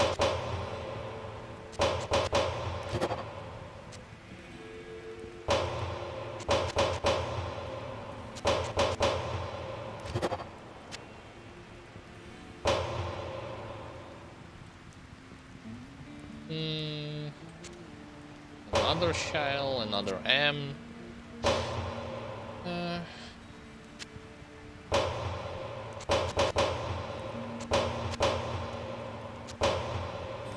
Of course, I completely understand that if this feature would have been implemented in your online game, then it could completely ruin the economy for all the players, because people would just grind the hell out of low-level and mid-level runes and convert them into high-level ones.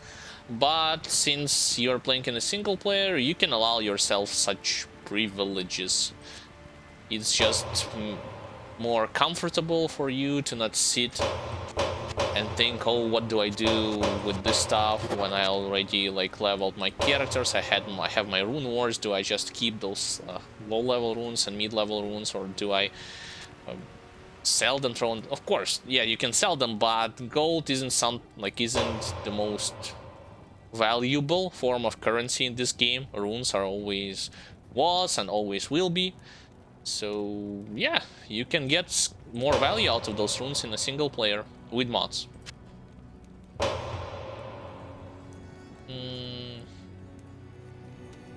Yeah, I'm done with everything here. Now let's place those gems and continue farming peace.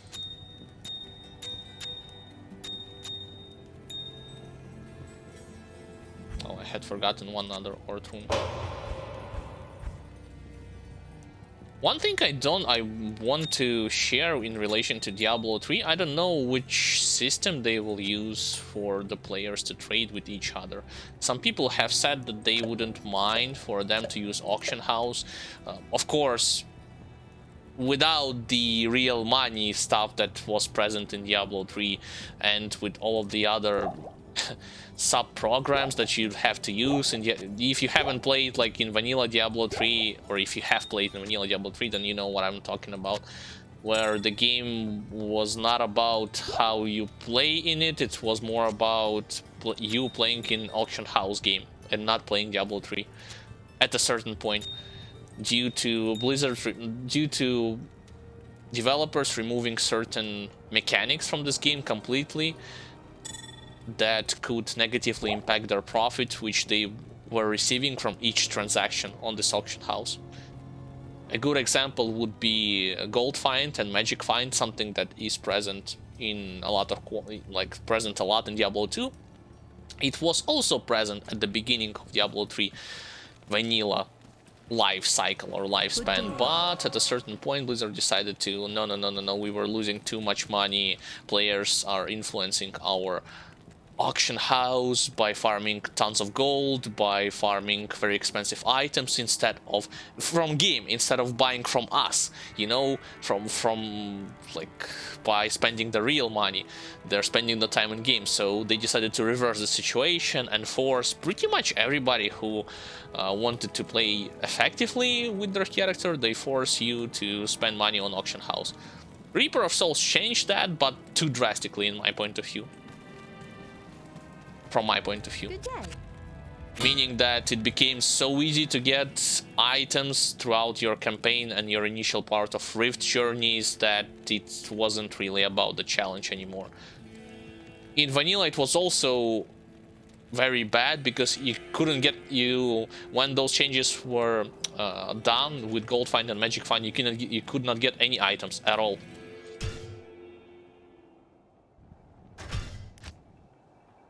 In the game, the items that you were getting in the game would be very bad and would not allow you to proceed further. So those were like two extreme examples. Both like I liked the initial system changes in Reaper of Souls until I realized that the game was too easy. Like you don't have any challenge whatsoever just by playing through the campaign, because you get like legendaries left and right. And your character becomes incredibly overpowered way too fast. According to campaign standards, incredibly overpowered at least.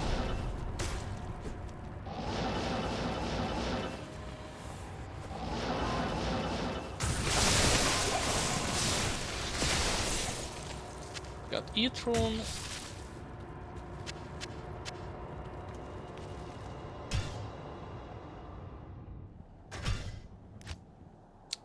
I don't know why I'm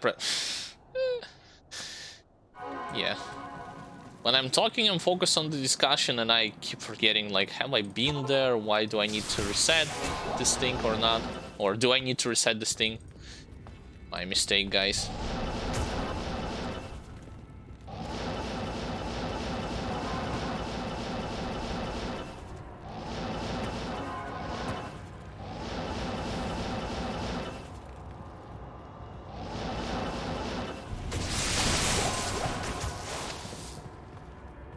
I guess it's a good way to farm some exclusive keys that you are missing, but not the ones that I need to look for.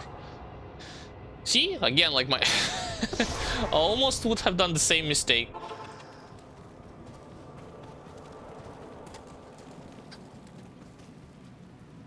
Right, Arcane Sanctuary.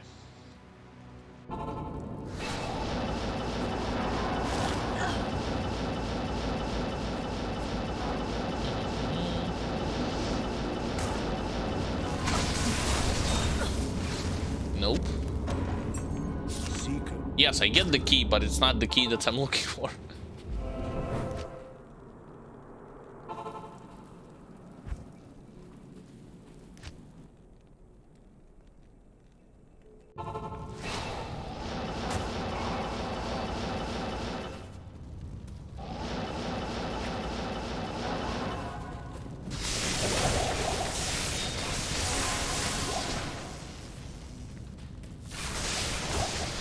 No keys.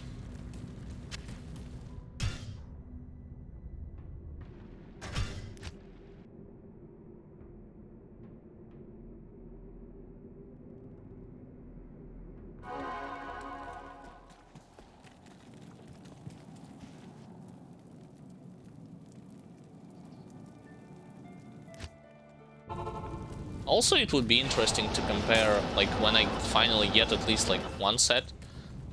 No, I already have one set. What am I saying? When my brother is going to get to Uber Tristram and he will kill Uber bosses, it would be interesting to compare how fast he's going to kill them with his Warhead, whatever that might be.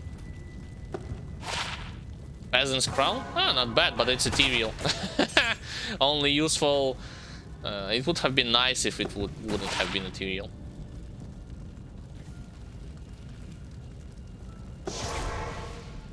Only useful for a merc. And not for a character. Right, that's Act 5, now Act 2, back to Arcane Sanctuary. Yeah, it would be great to compare his performance with Frenzy Barbarian to Smiter Paladin. Because the thing is, like with Smiter Paladin, you know, he never misses with his smite. That's the unique feature about the mechanic of the spell. And also, that's one thing, but this is not the only style that makes him the best when it comes to Uber Killer. His Conviction Aura, like properly leveled Smiter should have Conviction Aura on such a high level that it will going to turn off Mephisto's Conviction Aura, meaning that your resistances would not be lowered at all. Because other classes, as far as I understood and seen from the gameplay footage of people killing Uber bosses, other classes survives purely because they are waiting for two things: lifesteal from Dracul's Grasp, which are gloves that are necessary, if I'm not mistaken, to kill Uber bosses. And secondly, they are waiting in fire for the activation of a damage absorption proc from Fortitude. No, not from Fortitude, from Treachery, yes. So, and then they switch over to the Fortitude. So those two things allow them to survive the incoming onslaught of damage. But with the Paladin, with the Smiter Paladin, it's different. Like the hardest Uber boss from in Uber Tristram is Mephisto, and he's the hardest one only because he has this Conviction Aura. If you negate Conviction Aura, then it's all about you simply damaging him to the death. Yes, he will constantly summon those skeleton mages, but properly built Smiter should not have any problems with them. Don't know about Frenzy Barbarian or Fury Druid and Assassin. Have not played with them, or I mean, I have seen footages, but I personally have not tried them. By the looks of it, they just slower, like it's riskier and slower. Soul Rune.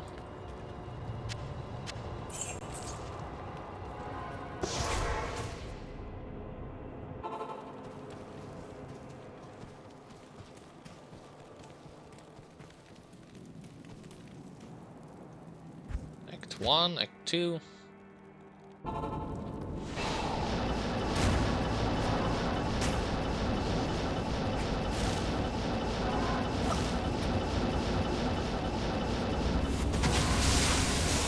There's the key.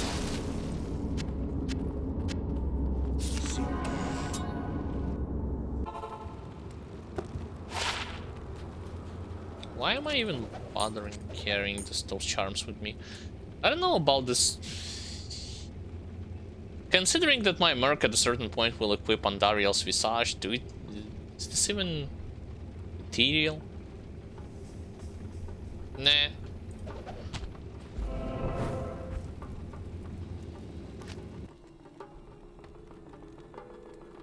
Nobody in their right mind would use a Zod rune on such head like this. It reminds me of my time when I first founded a Viper's Magi in an online mode of this game. And I thought that, oh, like, well, originally I thought it's gonna be great, but then I figured out it's like ethereal, and then I started asking people, is it worth to keep?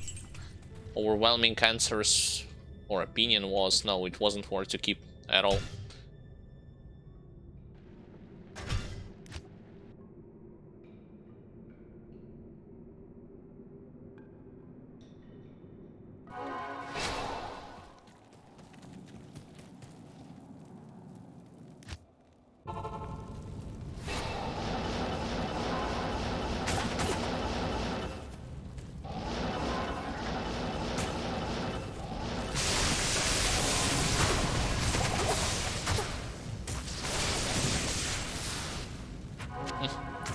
am overburdened. Interesting. Both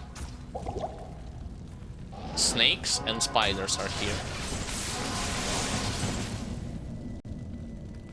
I just want to check this mesh armor. Oh, again, ethereal.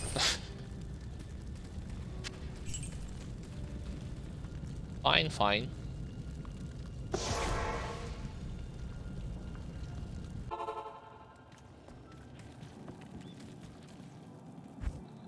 Now Arcane Sanctuary and then Countess.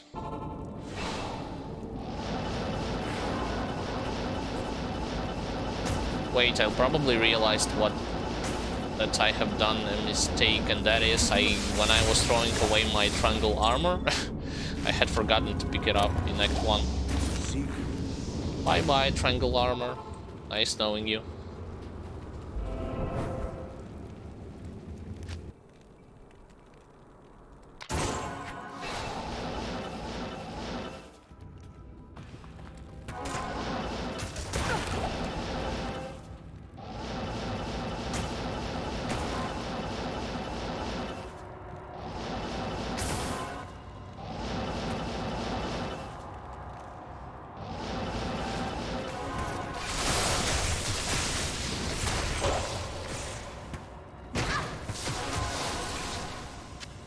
Three runes, out of which 2 are low level. No, actually three are low level ones. Okay.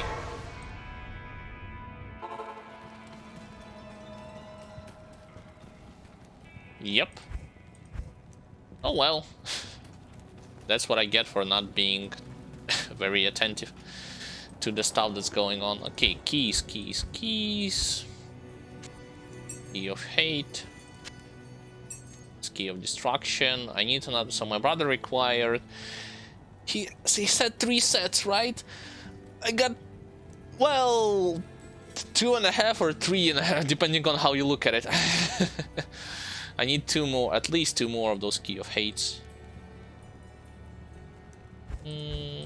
Potions.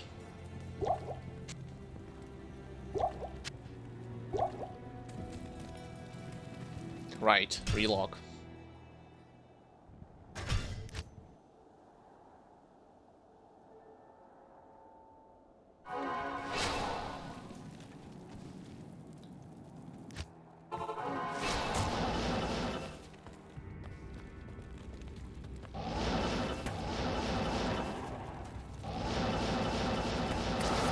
I also wonder how much time it will take for him to get through those, how is it properly to I can call them mini Uber bosses like Lilith, Super Uriel and others, until he gets to Uber Tristram. Probably not that much time in comparison to me farming for those keys.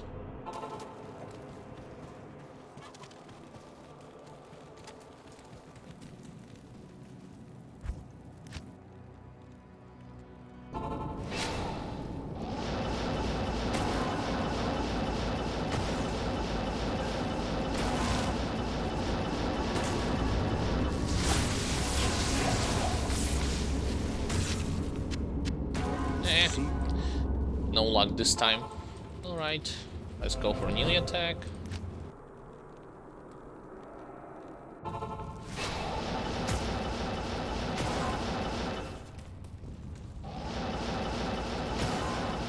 shall keep my end of I don't even hear until the end what kind of end of the bargain he shall keep, but whatever. No keys. Rinse and repeat.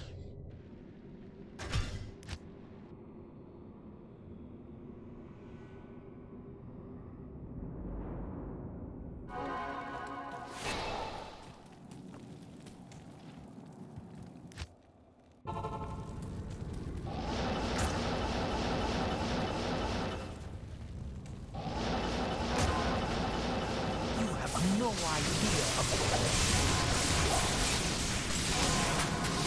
Okay, so one of the type of armor that drops from him is Chaos Armor, so this is why...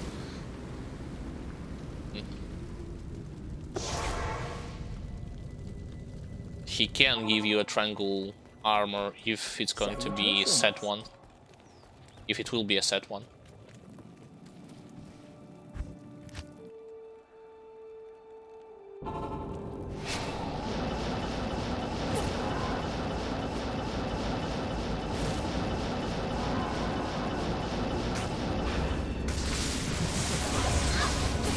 Wow, such a generosity. No keys at all and then 2 at a time.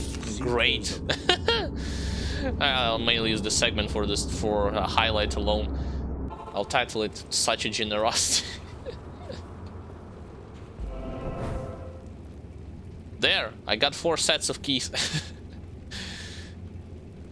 I didn't even knew that they can drop 2 keys at a time.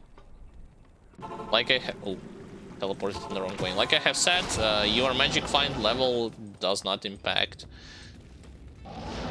How often you will encounter keys. Like runes, so... That's that. Keys like runes, just like runes. Oh, another key. No, it's Sand Rune. Fine.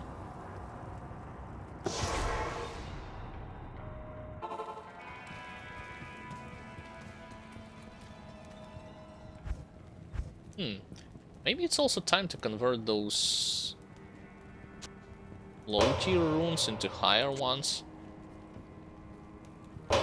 Not low tier runes into higher ones, mid tier runes into high ones. I don't know if I will have enough resources though. I will definitely gonna get rid of tier runes.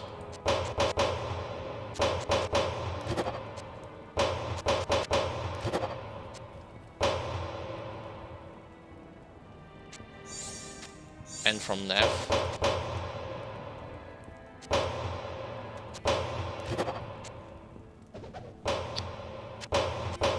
Should not have dropped it.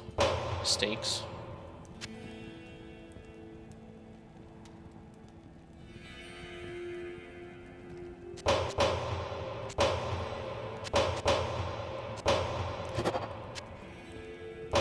See? That's why I was planning to get rid of it.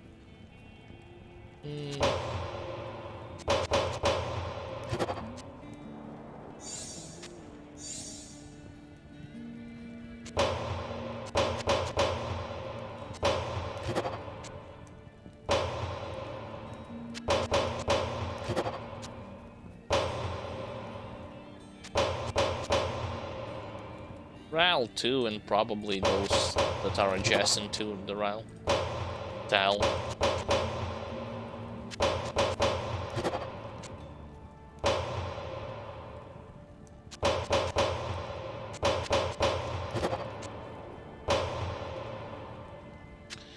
Okay, that's Shell Rune, that's Hell Rune. Another M, another Soul.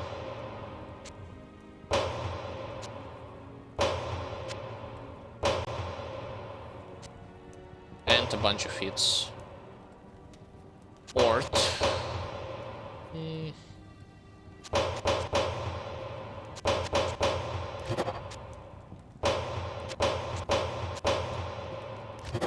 Have another one.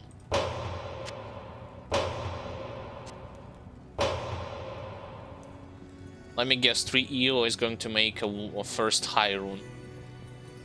Yeah, but I don't have enough EO. So to convert it, I would have to do something like this, like all the way through. I have to convert Hell into EOS, and then from EOS into another ones.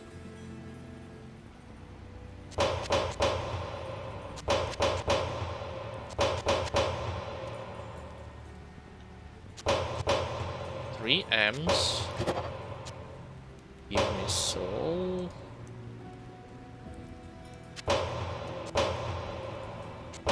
Three Shell Rune, give me Dole. Then 3 Tool Runes.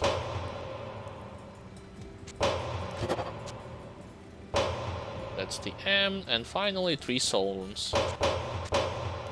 Got it.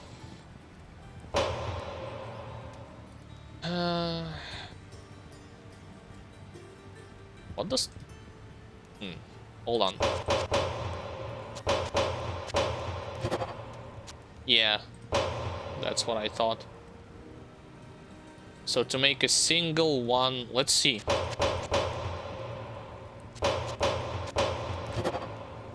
Lamb from 3 isles. Got it. Theoretically, I could make another lamb, but I don't think it's necessary or needed at this moment. Okay. As far as key goes, so 4 keys of hate, 4 keys of terror, 4 keys of destruction. And then jewelry.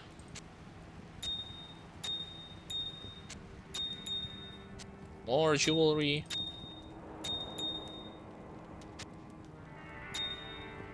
So yeah, like I've said, in theory, if you just farm insane amounts of hours in this mod, you are going to get to the point where you can convert all of your runes into high level ones. Even the ones that like Burr and Ja, you know, the most impactful for your Enigma, for your Infinity, and so on and so forth.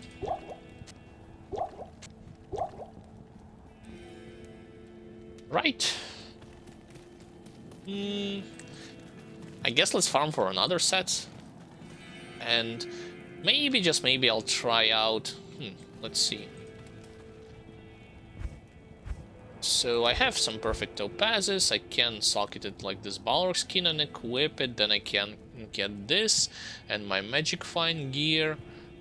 And then go try to farm Bale Waves in Bale.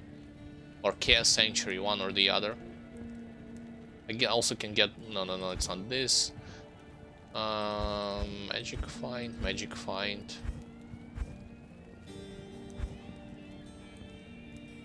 I did had them, didn't I?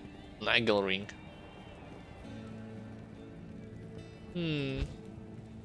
There they are. Yeah, with those boots, with channel gloves, and so on and so forth, just to get some items. But right now, let's get some more keys.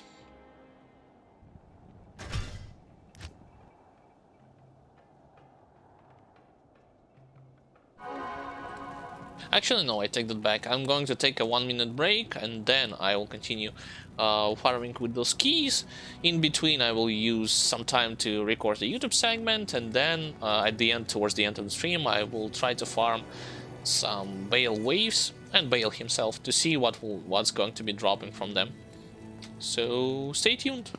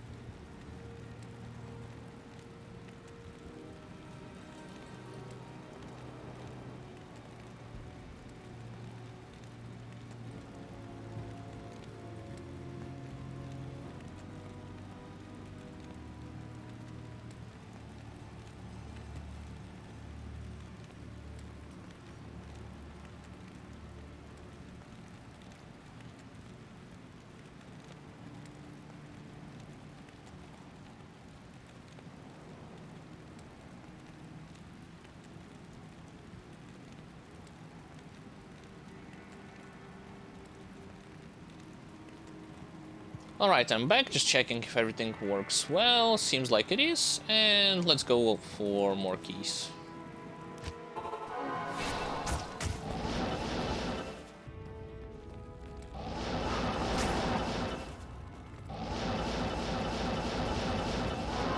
Seems like those goats, well, goat people,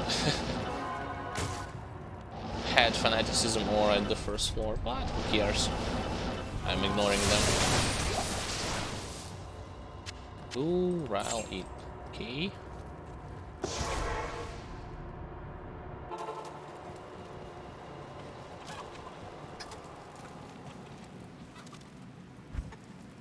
So yeah, this process that I have showed you before, where I converted one runes into the other, obviously in a single player is going to make your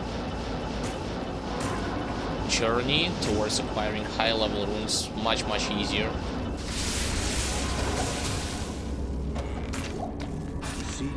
So that you don't have to rely only on random to get stuff that you wanted. On random, only on RNG. That's basically the same thing.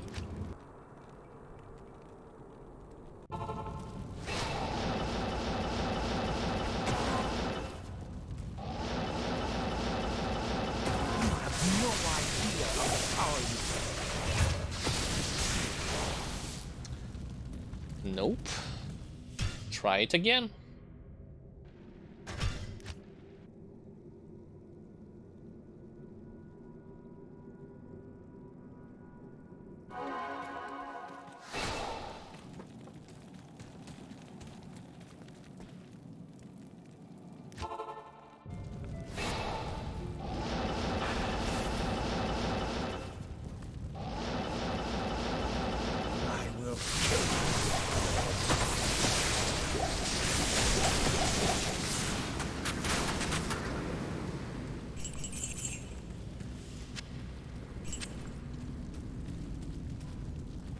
Maybe one of those guys are going to give me 2 keys. Just like with Horizon before. Either Countess or Newly Attack.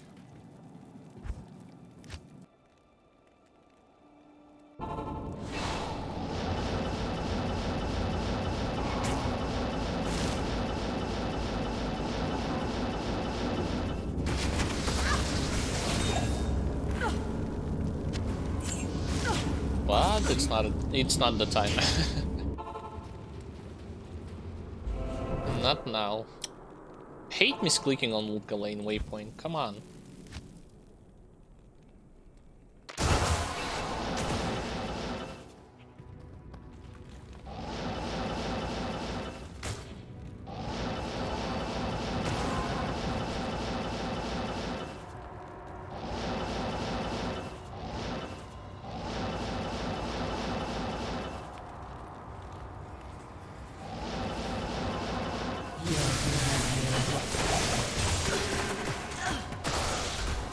Ah, there's the second lead pack. I think my Merc will handle them. Yep.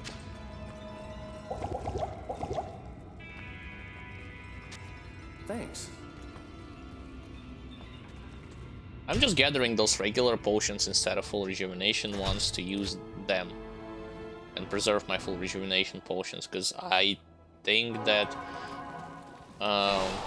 for Uber bosses, Frenzy Barbarian will need it more than I do.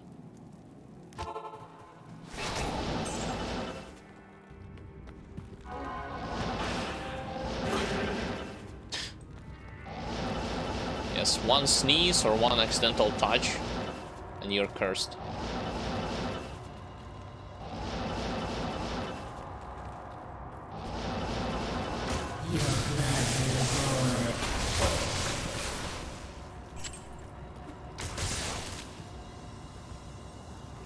Got Corun, which is not bad because it's a high level one, but it's very rarely you can get it from here. No, it's actually, I was thinking about Nightmare difficulty for some reason. It's on Nightmare, you rarely can get it. On Hell difficulty, you will have a higher chance. Hello. But keep in mind, higher, it's... When I say, like, higher chance, you need to remember the game that you're playing, because higher in the first Diablo standards, Diablo 2 standards, that means, like, not doing dozens of runs or hundreds of runs, I mean, not doing thousands of runs, but doing like hundreds or dozens of runs. So it still will take you some time to get them. I'm over exaggerating with the room call, for example, but just to make it clearer how those things works in this game.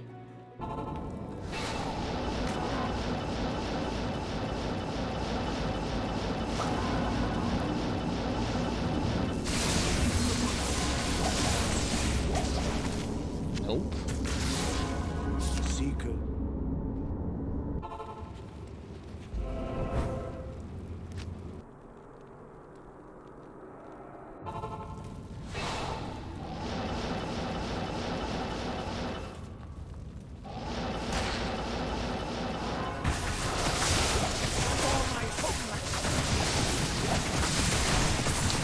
Those stupid snakes.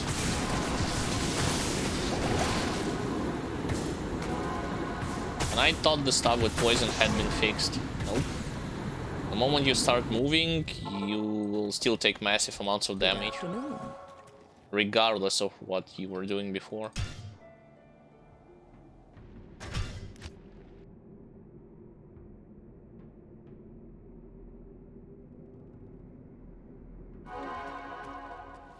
Oh, by the way, I talked about that players don't change frequency with which those keys are dropping. A player magic find players also don't change. So you don't need to farm those specific areas on higher player difficulty. Doesn't make sense.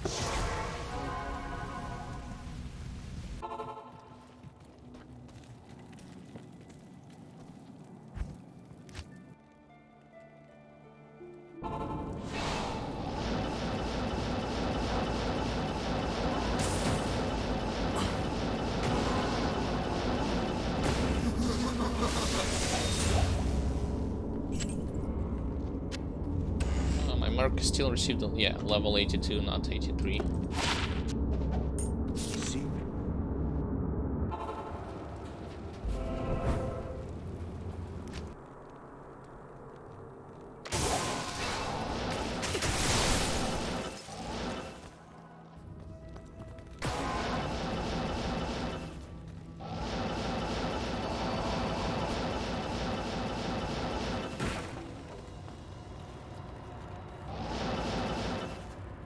And yes, I was talking about the fact that when characters are fighting Uber, specifically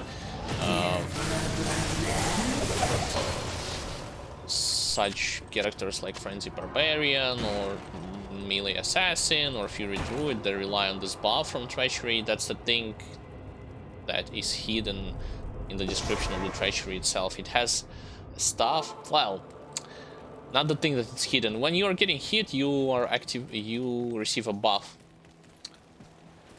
That fate proc, basically, which not fate proc, the buff that reduces any of the damage that you'll take by not a flat amount but with a percent amount, and this is obviously useful if you're taking massive hits or massive damage.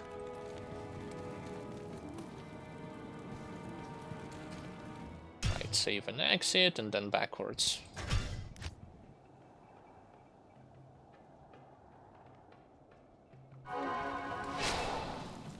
I wanted to say other stuff. I wanted to say that if you're playing as a Lightning Trap Assassin, and like you're leveling and you're using your Treachery, or you're farming and you're using your Treachery, don't forget that the Fate proc from it is going to override your buff with Burst of Speed. It will have its own visual cues, so you won't be questioning or asking how exactly or when exactly I should rebuff one or the other.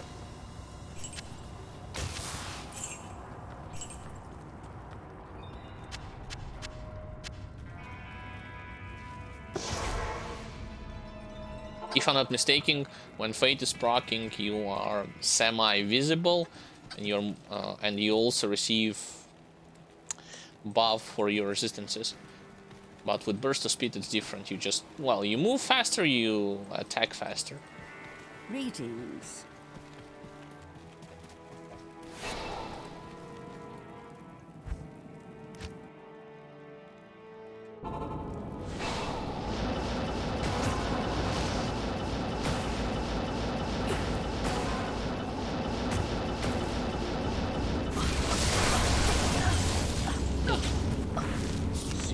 Can get no keys.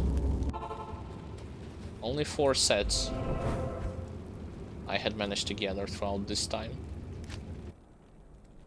But now it seems like they wouldn't want to share anything with me anymore.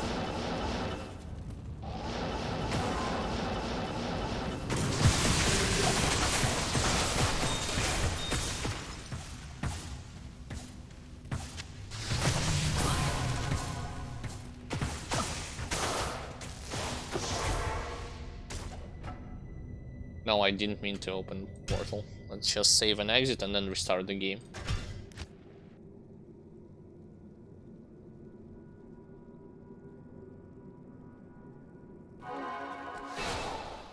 How may I be of help? What do you need? And I thought I received some hits. Oh no, I know why I have spent my gold. On yesterday's stream, when I was finishing the campaign, when the ancient fights was taking its place, one of the ancients had rolled with lighting immune, which I could not remove, even with the help of Infinity and Fastest that I have. And he also have some other form of immunity, if I'm not mistaken. Immune to physical? And I had to use those Hydras to finish him off. And if you use those charges, you can restock them by repairing from a blacksmith.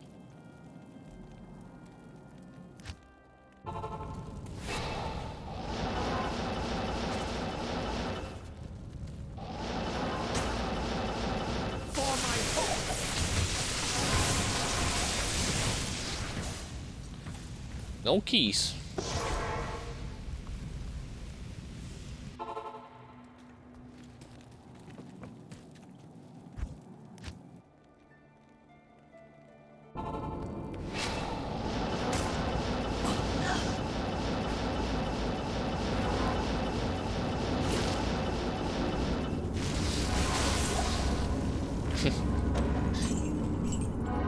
What build am I using right now? Lighting Sorc build. Classical lighting Sorc build.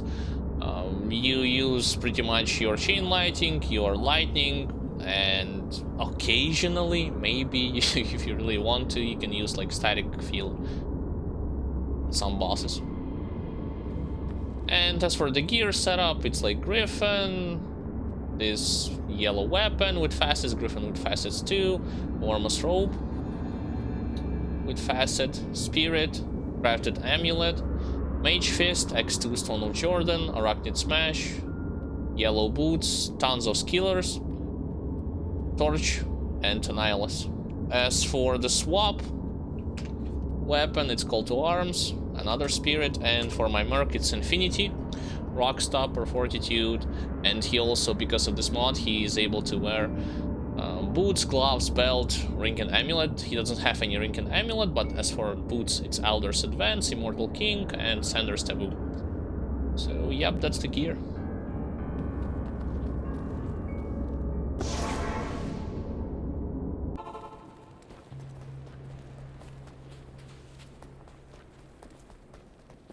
Yeah, it's pretty much your endgame version of Sorceress, like that every sorceress strives to become at some point in time, because your damage is skyrockets like crazy. You are opening possibilities to farm in areas. No, actually both of us. It's just when my brother streams, he streams without webcam, and I typically stream with a webcam on. He has his own sets of videos, I have my own sets of videos. Each of us have a different like playthroughs, series of highlights, videos about mechanics. So we both are streaming and doing videos for our YouTube channel. So yeah, when it comes to that sorceress that I was talking, you are opening yourself a lot of possibilities where you could farm, including like Act 5, Bale Waves and Bale himself, Chaos Sanctuary, with this particular setup. Of course, it's like very expensive, and like I have said on the previous stream, it's not the gear that I had farmed. I just used this for the sake of learning how to properly play with Lightning Sorcerers, because let's be honest, no way in hell I would have farmed such like a GG gear like in the span of 2 weeks.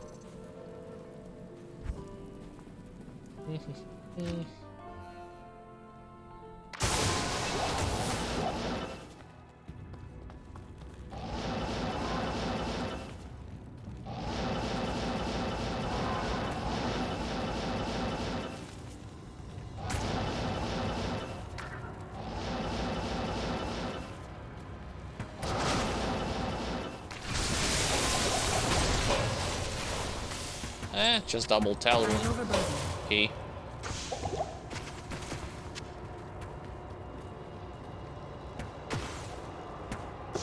Guess I gotta convert my runes again.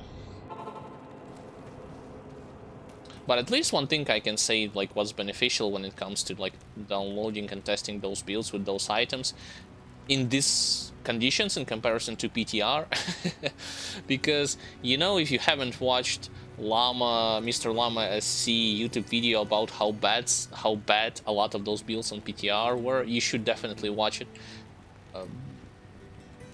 There are just so many mistakes that person who was responsible for including those builds made, including improper stat points distribution, skill points distribution, items, and when people were trying to test those new builds, they could not test it properly. They have asked for some possibilities for a gear replacement. Of course, they have not received it.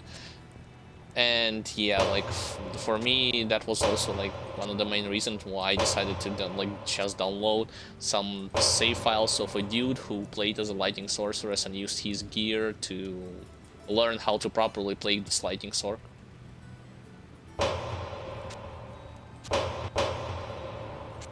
But like I have said on yesterday's stream, Lightning Sorc does not require immense level of like careful handling. It's pretty much just two. At the best, it's one button build. At worst, like you press like 2 or 3 buttons. So it's both good and bad depending on if you like those simple yet incredibly effective builds or dislike it. So I got this call room, and what else? Another ord.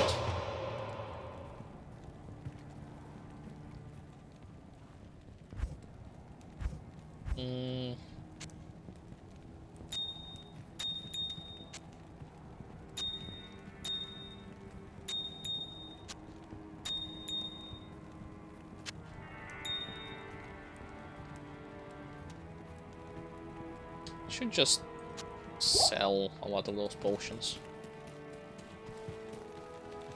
Good day.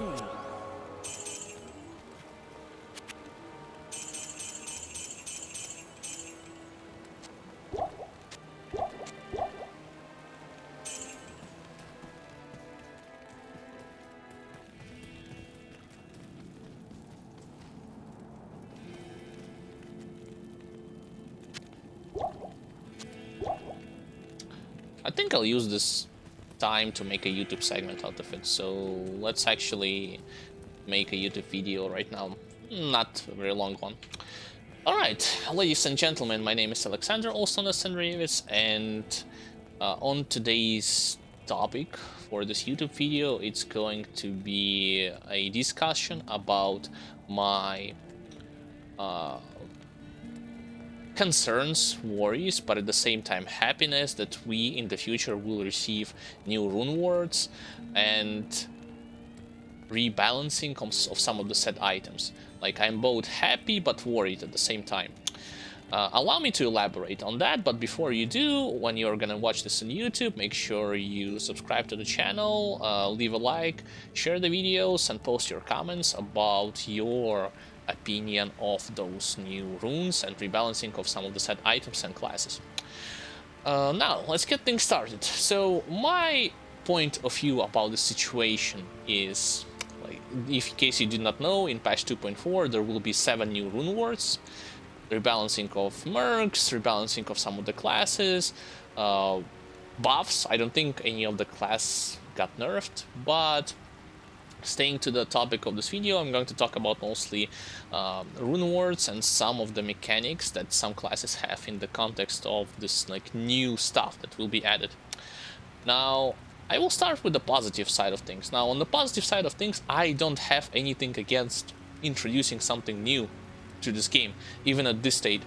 You know, like I have said many times in the past, and argued with other people who are purists, who think that, oh, the game should stay untouched, everything is perfect here, I don't want it to be transformed into some kind of amalgamation with tons of with constant buffs and nerfs and so on and so forth. I don't share, nor do I support this people's opinion, because a lot of the stuff in this game on a mechanical level is plainly outdated. It requires rebalancing, remodeling, whatever you can call it, and all the stuff that could make it play better, make it just play on and have more fun simultaneously, it's great in my opinion. So I have nothing against those introductions of like new rune words, items, whatever the case it might be. However, at the same time, I just want to add a little bit like my own 2 cents for it. When you do something like this, you have to make sure that it works and or synergizes properly on a mechanical level with something that exists right now. I am talking about, for instance, one of those new words that are going to be introduced in this patch 2.4 is a rune word that will be applicable for all the fire users, be it fire sorceress or fire druid, something that will allow you to lower enemies' fire resistance and so on and so forth. And so with that said, I could see myself using this rune word as a fire sorceress. I think Fire Sorceress is much more better than Fire Druid, even though this rune word could be used by all of the classes that uses this fire spell. It's just that Elemental Druid did not receive a proper rebalancing of the mechanics. What am I talking about? I'm talking about his primary offensive spells. Yes, you could use Fissure, you still could use Molten Boulders, but people wanted badly for Armageddon to be effective. And when they tried to test things out on a PTR, with or without wearing this new rune word that you can use, I believe, in helmets, it's still gimmicky. It's inconsistent, it's gimmicky, and it does not make this druid work. Because if you don't know, Armageddon is a spell, like you cast it, meteors just falling randomly in certain places, and you just run around with Druid doing other stuff, I suppose. And if you know a thing or two about how immunities and resistance works, you know that fire immunities are a thing on hell difficulty. They are not that easy to get rid of, even with your infinity, even with your facets. But even when you are going to get rid of your immunities, you just won't do enough damage consistently with Armageddon, period. So this is what I was talking about when it comes to introduction of those new rune words. Blizzard's intention is to give players, like more players, the ability to experiment with new stuff, especially during mid-game process, you know, when you still don't have the ability to equip or to purchase those end game items, but you want to have something new during your mid game, and that's fine. But they don't take into consideration that mechanically some of the skills on certain classes, they just pure gimmicks. I mean, they don't work. Like I could see myself trying out, like, I can tell you like this, Fire Sorceress with this new rune word would be far more effective in comparison to the Fire Druid. And even if you like the gameplay of a fire druid more, or a druid, elemental druid as a whole, because it's so like the main thing that you want to pursue when it comes to endgame is consistency, effective damage output, effective and consistent damage output, and you cannot achieve it with Armageddon. Armageddon, it's the spell that you unlock at the very end. It requires heavy investment from at the very end of the druid skill tree in elemental sub form. It requires heavy investment in order for it to do a lot of damage, but even when it does, because one meteor can hit the target, 3 more meteors can miss the target, it's like nobody is going to use it to farm, I don't know, Chaos Sanctuary, like, because you'll cast it, some monsters will die, the other don't receive anything, and how exactly are you going to benefit from it? You can. And that is my problem, you know. When you introduce something, that's why I said at the beginning, you gotta make sure that it fits not only from the stat point perspective, it also fits greatly from a perspective of synergizing well with existing skills of the classes. Because some people think, or not think, misleading you towards telling that, oh, fire druid is gonna be next best thing next to the tornado druid, or elemental druid is going to be just as effective, if not better. That is not true. That is obviously not true for anybody who tested themselves on the PTR, or who have seen footages from the PTR test realm, public test realm. So my concern, and also like first of all, my advice, don't listen to those people. You can watch and test it yourselves freely. Right now PTR is free for anybody who owns the copy of Diablo 2 Resurrected. You can download the client and test it out for yourself, or just watch the YouTube video of it. But this is one of my concerns, like most of those rune wards are either unnecessary, or they just don't fit good enough in this like category of very potent mid-game items.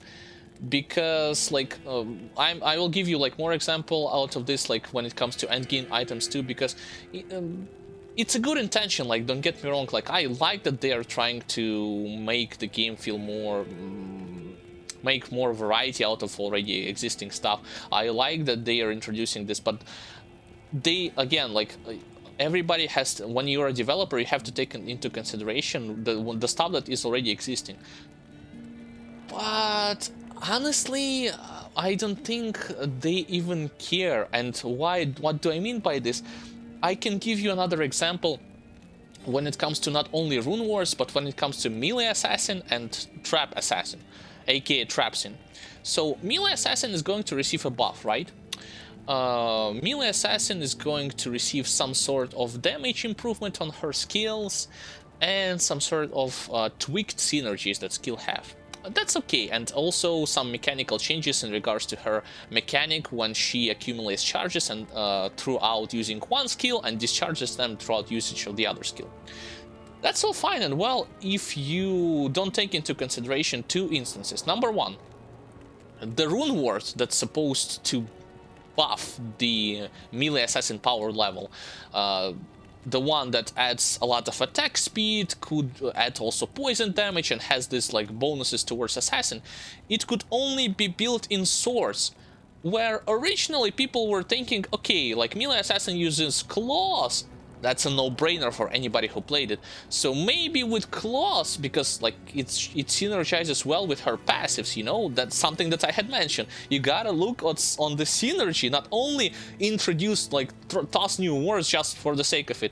You gotta think about synergy, like what class uses spells, like which spells what class uses. So in regards to melee assassin, she cannot utilize or reap full benefit of this rune ward, because it's only possible to make this rune wards in swords, and you know, swords are not good weapon for melee assassin, period. Like I have said, you are limiting yourself. You are not going to benefit from passive that increases your attack speed and your block rate, if I'm not mistaken, when you are blocking the incoming attack because you're wearing claws. So yeah, like that's one thing. And the second thing that will discourage people from trying melee assassin, it's the fact that they buffed Trap Assassin, believe it or not, they buffed her. They not only reworked her synergies, but they buffed her damage on fire traps and lightning traps, even though she was already incredibly strong. Like, you will during my playthrough, I have shown you, and if you haven't watched it, you can watch it on YouTube. In Watson highlights, melee assassin did not require trap assassin, excuse me, she did not require any buffs. Yes, maybe tweaks and some synergistical things when it comes to mechanics, but buffs for damage, why? So why would people want to gravitate towards melee variation of her if caster variation is superior, like 10 times more superior, doesn't require heavy investment, and even if you still wanted to go for it because you like, I don't know, visual aspects of the class or aesthetics, you cannot build this new rune ward because you will be limiting like a proper melee oriented build. Like I have told you, it utilizes spells that requires for you to use claws, but you cannot use claws. So see what I'm saying? And finally, the third thing that I am both happy about, but also like I felt very bad emotions towards this so I'm talking about skeleton mages. You know, skeleton mages will receive a buff in patch 2.4. Their health will be improved, their damage will be improved, and so some people think it's going to be enough for summoner necromancers to start using them instead of melee skeletons. You know, the problem with mage skeletons wasn't lying in the fact that they did not deal enough damage. It wasn't only that. It was about that if you're going to use skeleton mages, first of all, you cannot control what type of skeleton mages you are going to summon, and secondly, you cannot remove immunities from enemies or resistances. Summoner Necromancer's gear is very straightforward, and as far as I know, he's not using anything that will remove immunities from enemies. Maybe weaken, but I highly doubt it. From my brother's playthrough that he was doing and from others people playthrough, like I have said, the gear is very straightforward and nothing there that exists that helps you to get rid of immunities. And consider this, like I have said, you can summon Poison Skeleton, which does poison damage, and for that you need Weaken Curse. You can summon Fire, Lightning, and Ice Skeleton, and for that you need Infinity and Facets to remove those immunities from enemies. So how would you able to pull this one off in the patch 2.4? You can't. Like, you won't be able to, even if you like, but the people are going to get fooled by the sheer numbers, because if you look at the PTR and there is going to be a line, or in the patch notes it will say something like this: skeleton mages, like HP increase 300%, poison damage increase 300%, fire, lightning, ice damage increase 70%, and some unexperienced people will be like, oh my god, like, so I have a summoner necro, I better start like using all of my spare points or respecking and invest heavily into skeleton mages. He does that, and lo and behold, he goes into hell difficulty.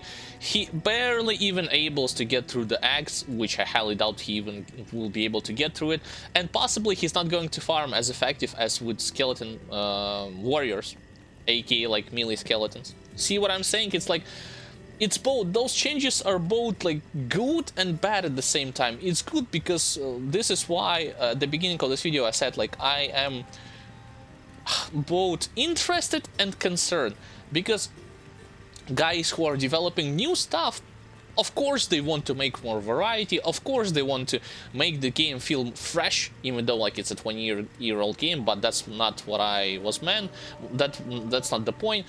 But the guys who needed to look more thoroughly into it would have realized at the beginning that, okay, guys, people, it's not about just rune wars, it's about making those rune wars work together synergistically with existing abilities.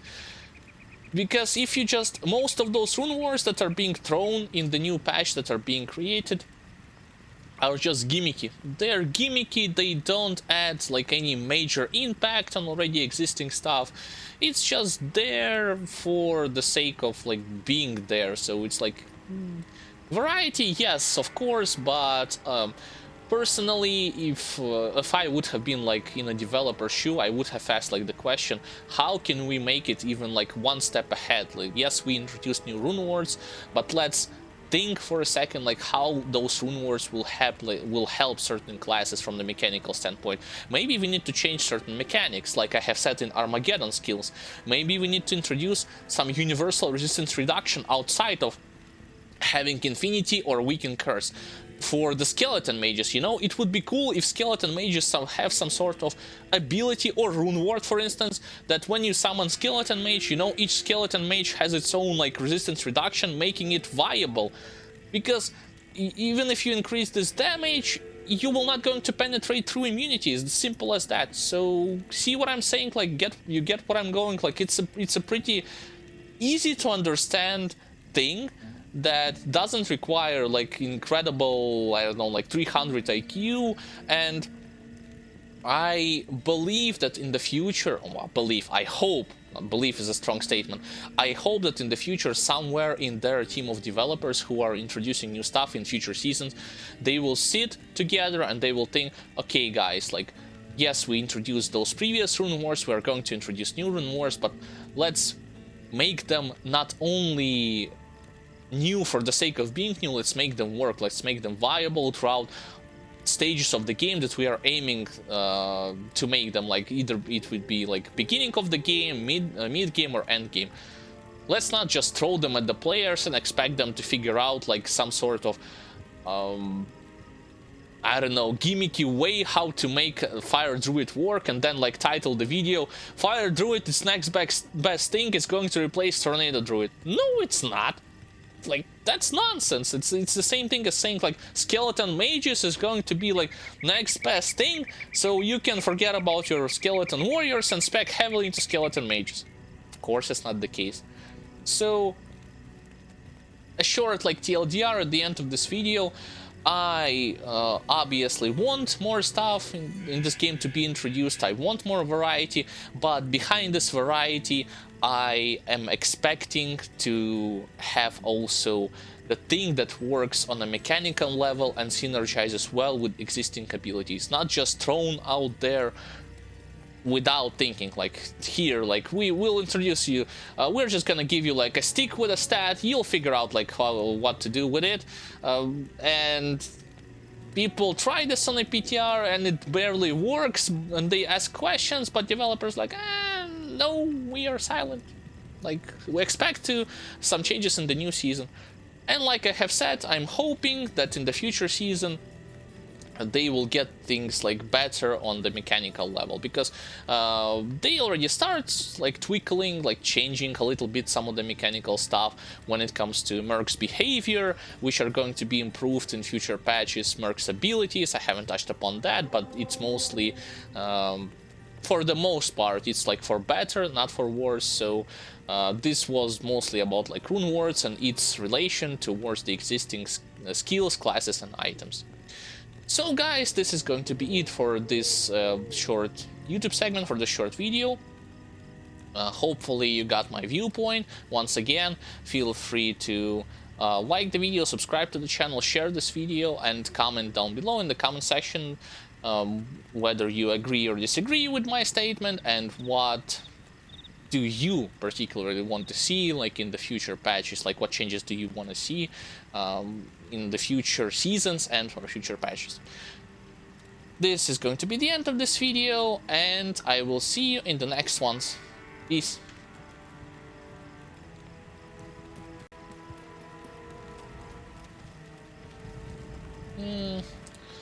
Right, should I go for keys or should I go for... Or... They're not dropping, man, like...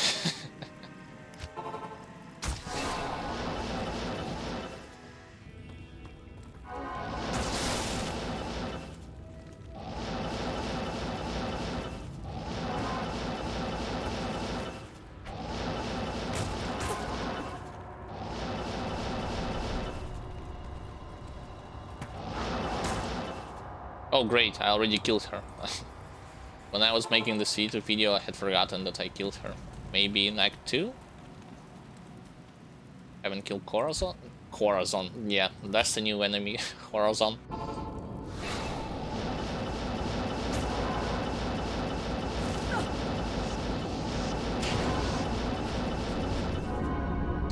Got it, I had to reset my game. Fine. Just wanted to have at least one extra set so that I can go and farm Bale. Those greedy mini bosses, they refuse to give those keys to me.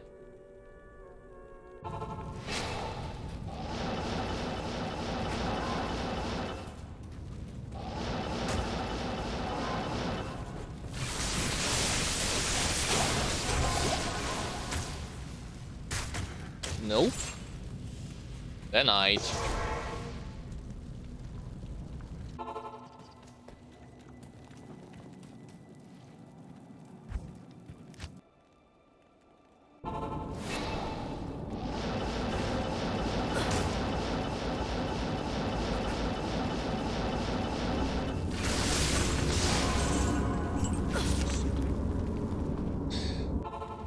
I guess that's the penalty that at one point I was able to acquire 2 keys from him.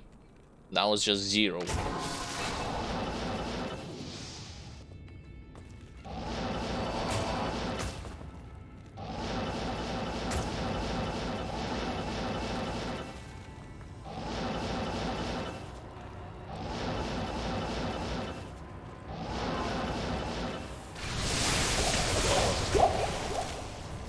But I got a high rune from Countess Amrune.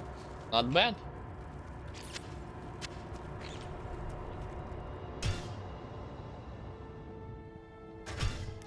Like I have said, from melee attack, Horizon, and Countess, at least Countess can give you something extra while you are farming for those keys. The other two, well, outside of like Trangul chest that melee attack had given to me, even though with this setup I had how much magic find? No magic find at all. Yeah, like it's a fast, not fast, it's a combat setup.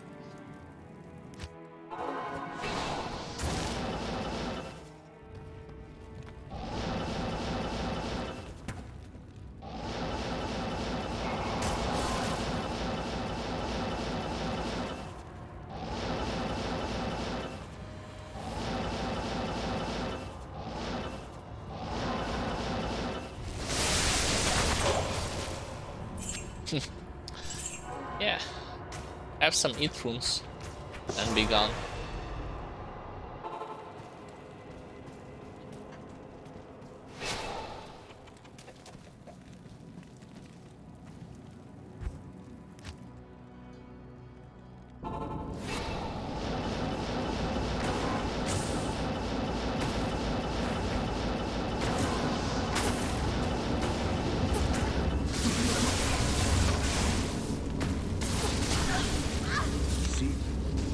Still no keys. I think I'm killing him like 4th or 5th time already when he doesn't drop any keys at all. Any key at all.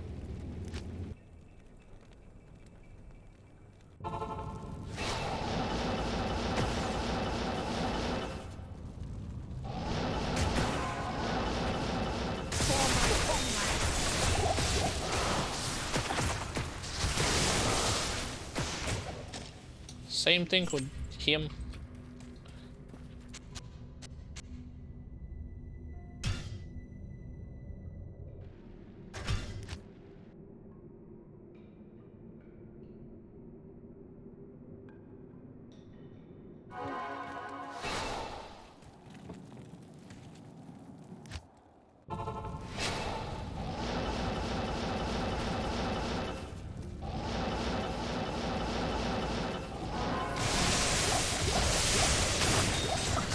Those stupid snakes.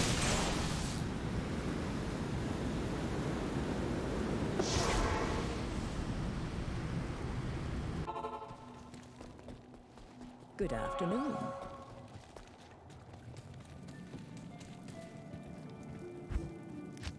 I'll try at least like 3 to 5 times more, but if there would be like no keys whatsoever, then I'm done with farming, well, looking for them.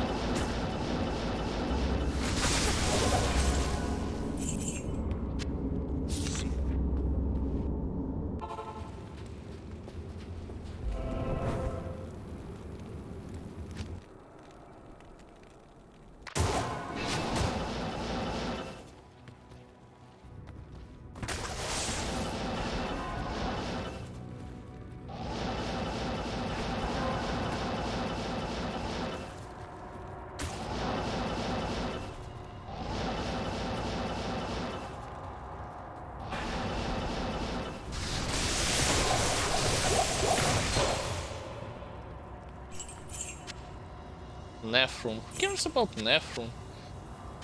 Eh. Feels bad.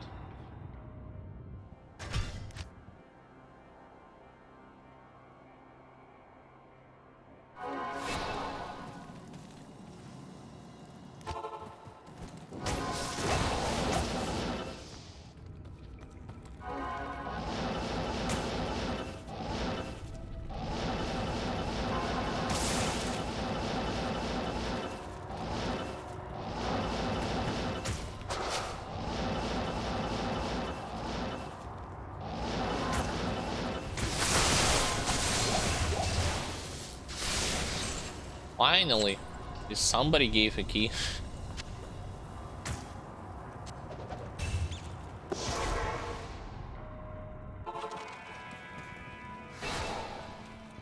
Come on, Horizon, your turn.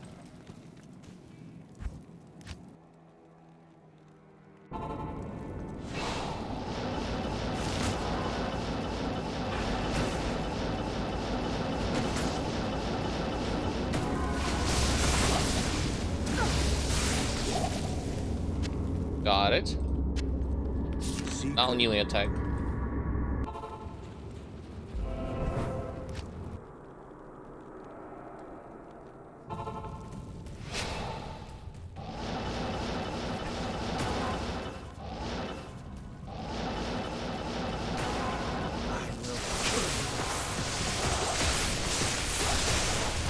Nope.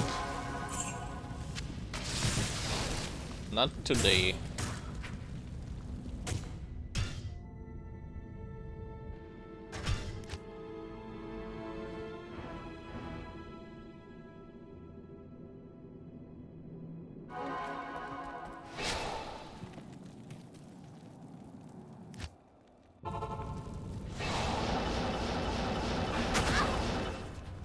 Interesting, not all well.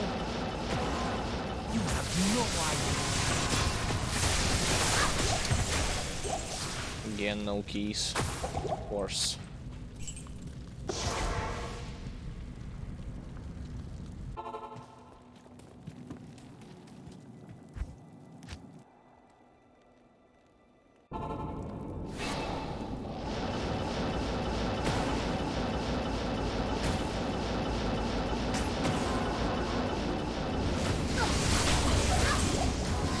Yet he gives the second in a row. Sure.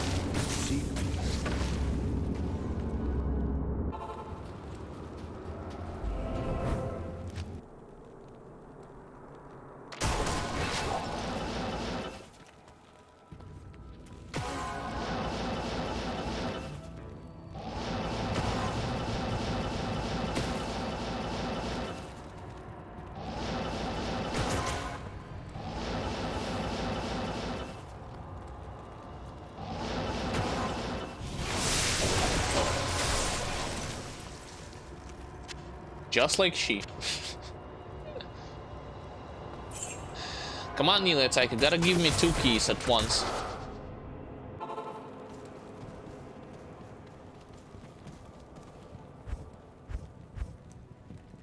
Okay, key of terror. Key of hate.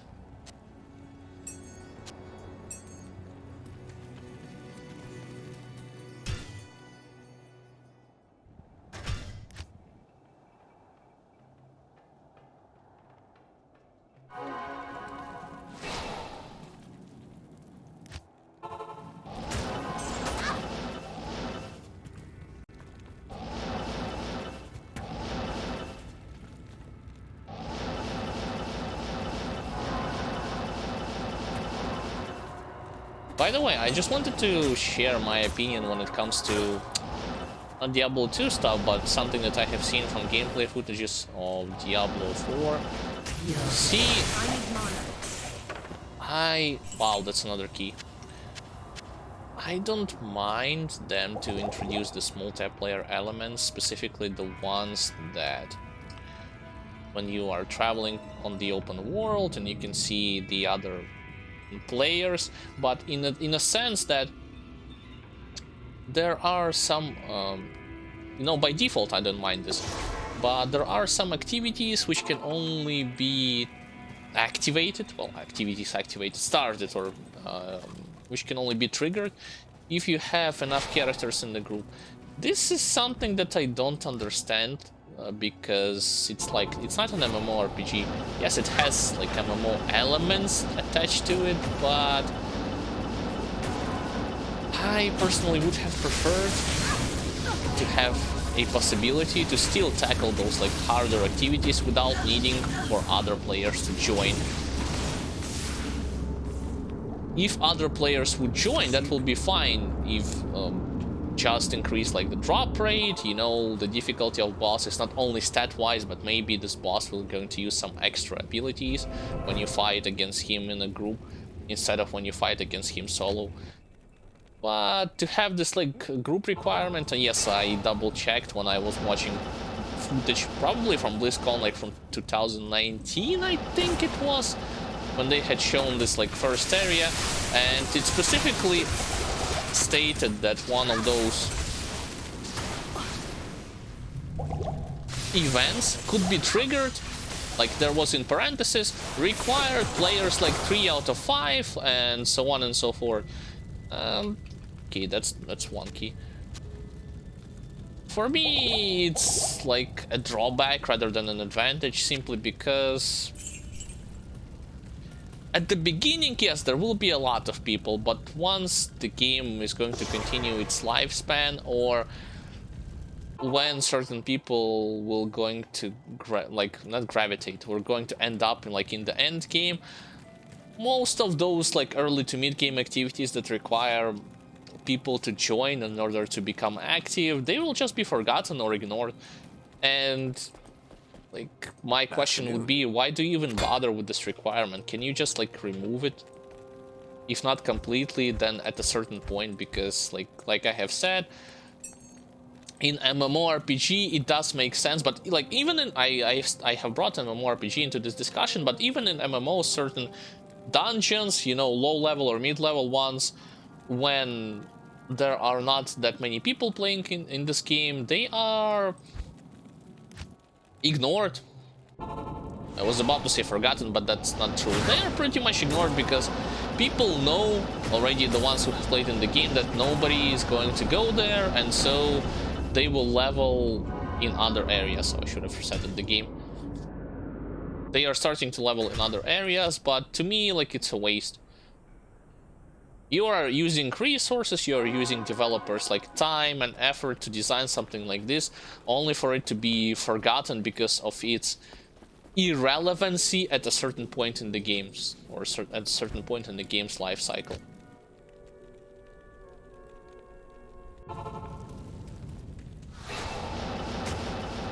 Of course, there are some ways out of it.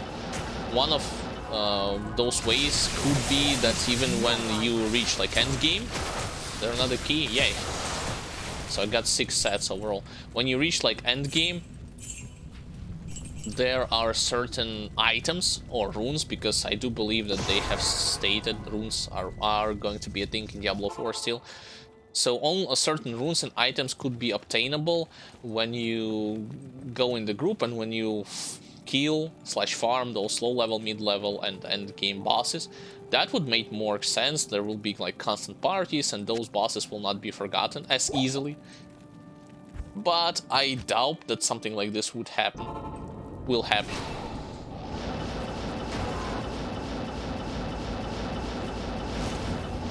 We had far too many cases of the stuff that I had described to you earlier, where people just skip this content because it's irrelevant. And especially if you cannot get into a party, like what are you gonna do? Like just stand there and wait for anybody to join? No.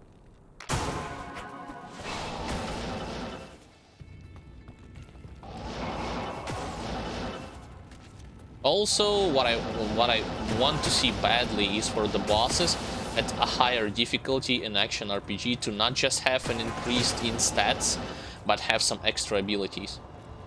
Please, for the love of God, add extra abilities and not just turn them into a stat dump. A good example would be Neo game. Yes, regardless of my opinion about its like lighter difficulties, you know, New Game 4 or 5 plus, at least when it comes to New Game 1 to New Game 3, it's still the best game that offers very in-depth enemy variety and boss variety from not just stat point of view, but also from the point of view of what abilities do they use. Like when you go on New Game Plus, it has like more, it has never before seen abilities, attacks, auras, and so on and so forth. So this approach applied in action RPG game would have been incredibly good from my point of view.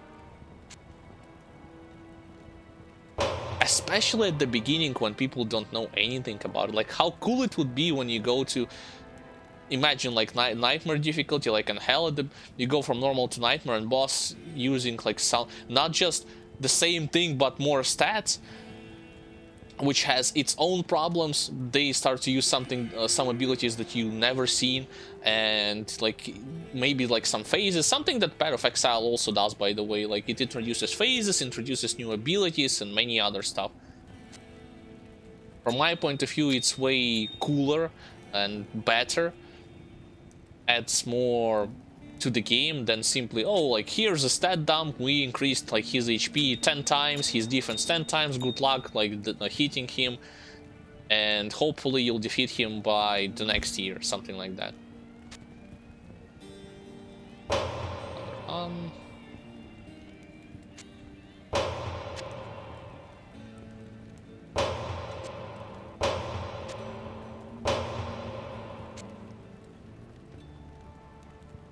I wonder, do I even need Elrune anymore? I don't think I need it.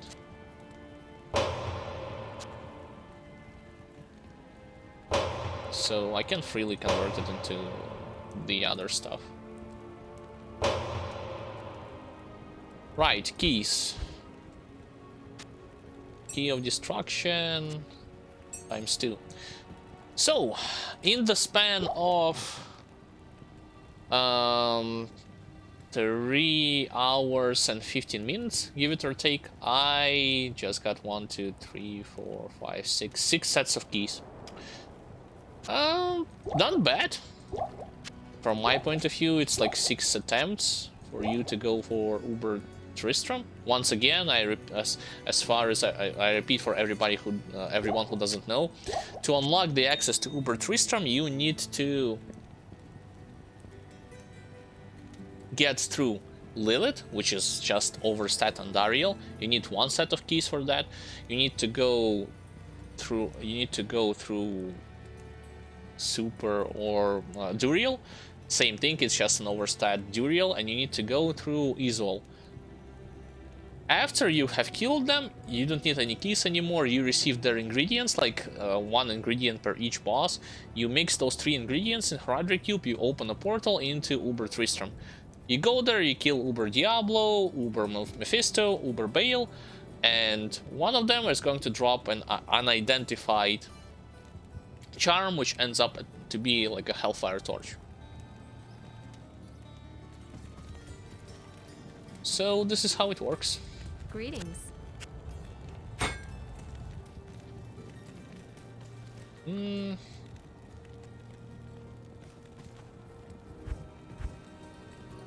Where is my magic find gear?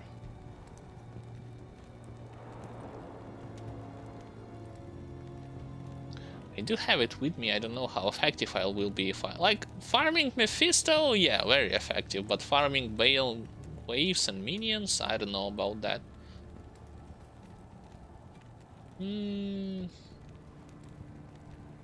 Let's try it out. And where's this armor? Oh no. It's in the 6th slot, so 1, 2, and then 3. No, in the 6th slot.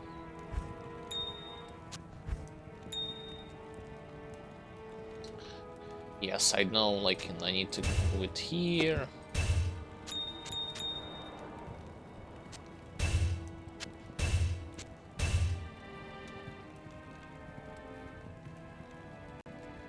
So let me use gold wrap, let me use this.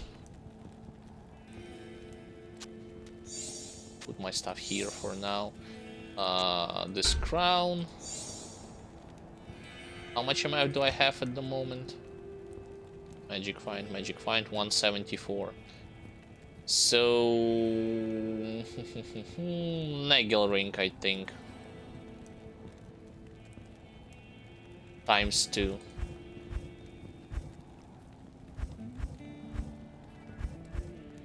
Where are they? There they are. Actually, 25.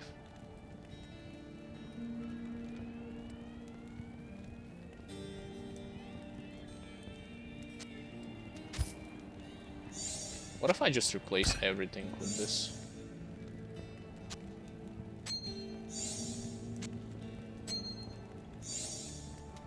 Nagel ring, and then... where was this amulet that I saved? No, not this one has 28%. What about the one that I had found today? Oh, it's only 22%, never mind. But it does have extra stats. Cold rest, poison rest, but... let's see. 277. It's a question between like 300 MF.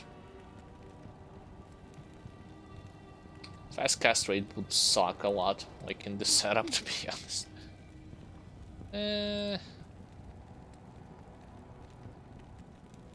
Cold rest, poison rest. Fine. Oh great, I cannot wear this.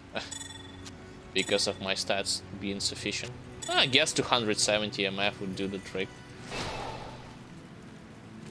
The question is, where do I start? Mephisto, I guess, as a warm-up. Oh, but I rolled a very bad map. Yeah, I remember that. If I'm not mistaken.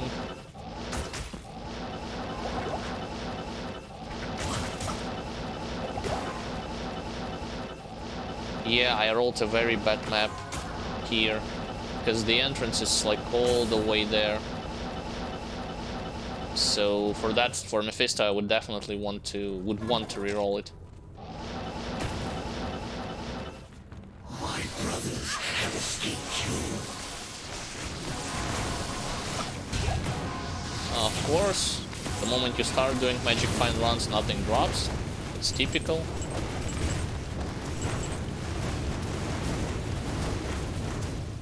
Only one puny rejuvenation potion. I mean, I'll grab it, but still.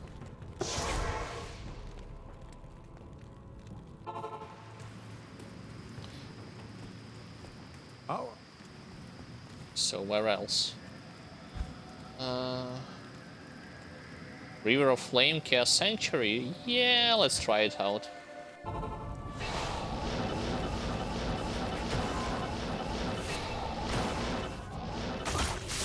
That's not River of Flame. That's, I mean, that's not Chaos Sanctuary. This is Chaos Sanctuary.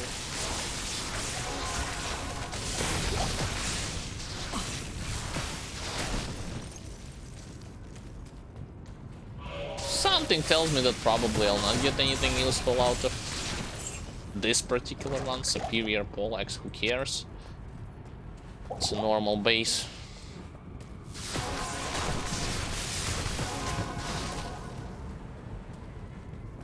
I mean, if I'm not mistaken, going for over 300 MF isn't worth it if you're looking for unique items and not set items. Going over 300 MF would increase your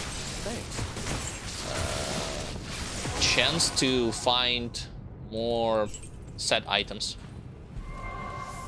Especially it's not worth it in cow level if I remember everything correctly.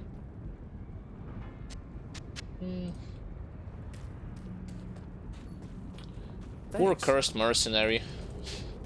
Gotta take a lot of damage there.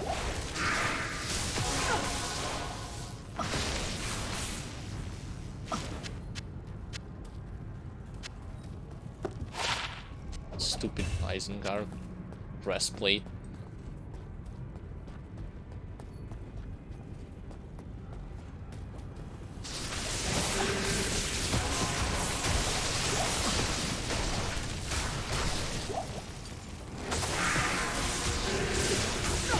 Great. I need mana. He can kill him. Yep. It will take him more time.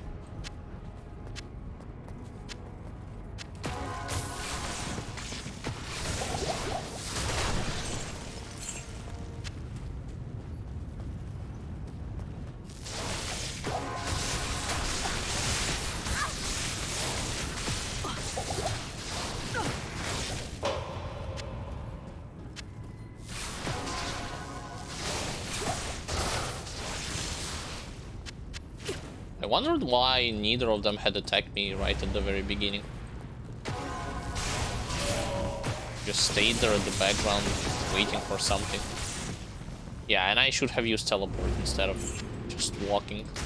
But I guess I want to collect potions, so that's that. Thanks.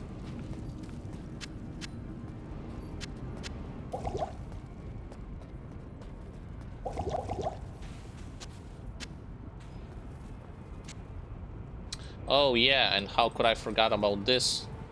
Since I am farming not for keys, I could have used this extra HP from Call to Arms.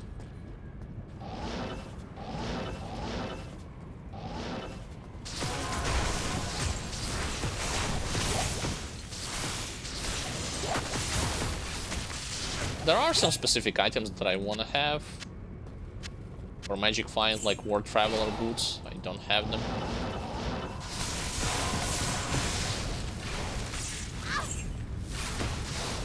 Oh, come on, like, stuck behind? Yes, you can hit us, but I cannot attack him at all.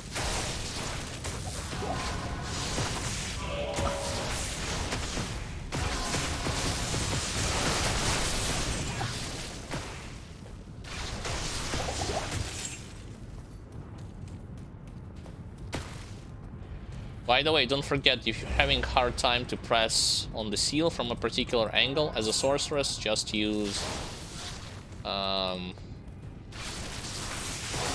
telekinesis. Kill the lead. Got some chain boots.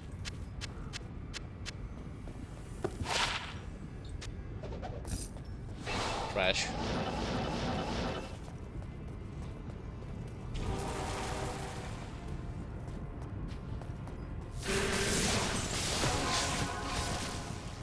Dude, your stupid curses are annoying.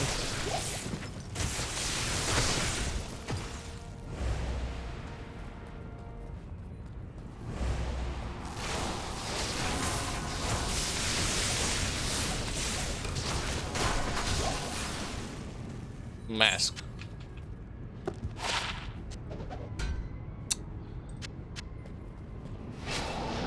I should have. Not even death can save you from me.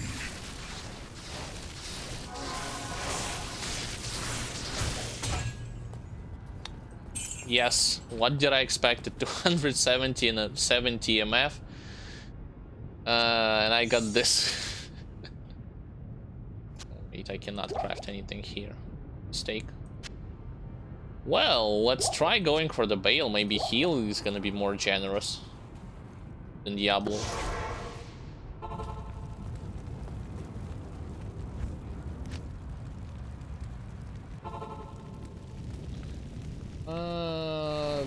Oh, great. Those guys. You know what?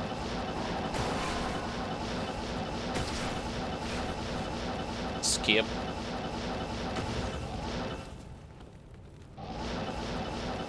Skip. Why are you... Hold on.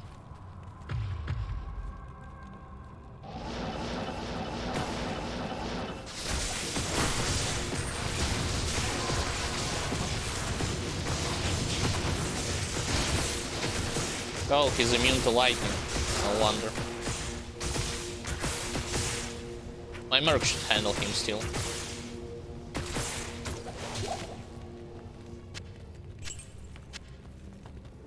It's actually a good place to grab yourself some rejuvenation, full rejuvenation potions.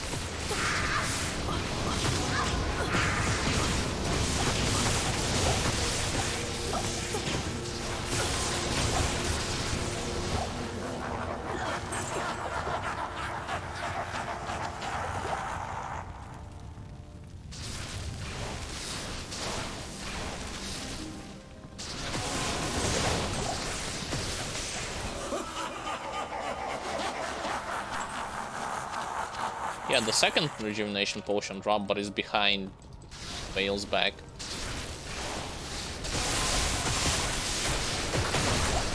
Got him. Next.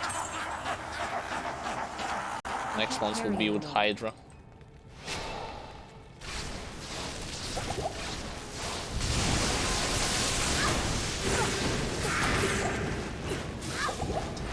Yes, I definitely had to receive the curse along with my Merc. Yeah, we get it.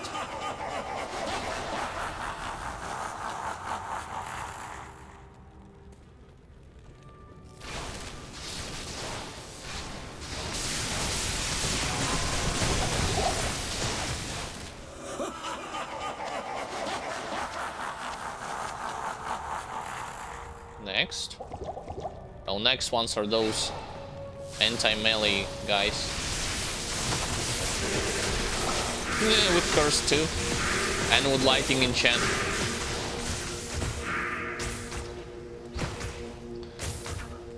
Go get him, Merc.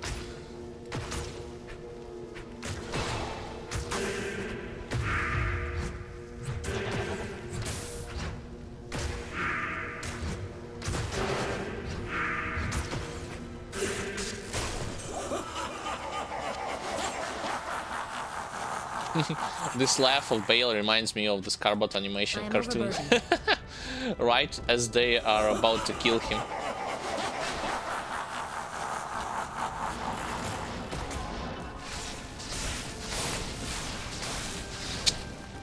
Can you not teleport away? Also, can my Merc deal something to him?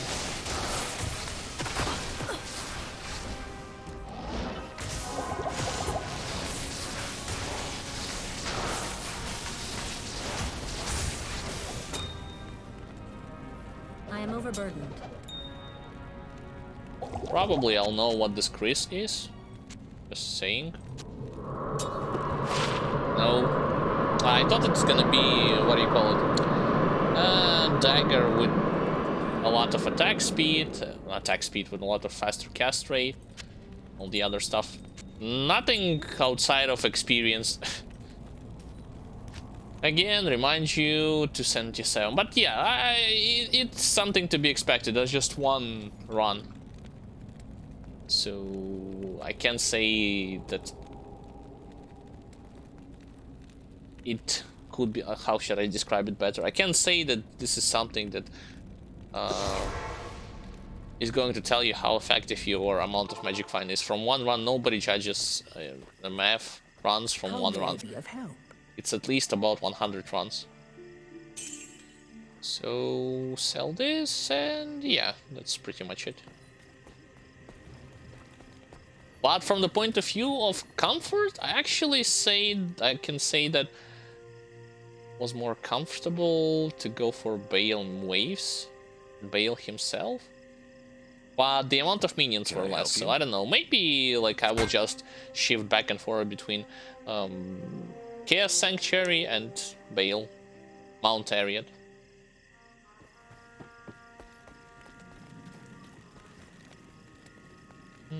It's the green stuff. Rubies. And what else? 4 keys and oh, I could sell this extra 4 keys because I don't need them.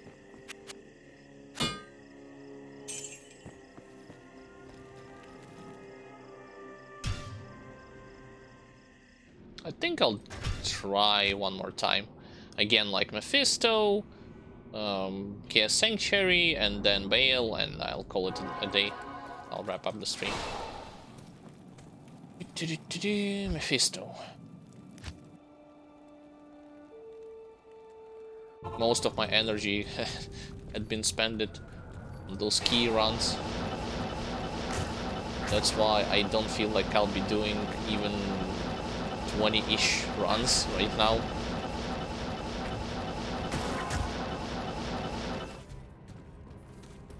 With this character.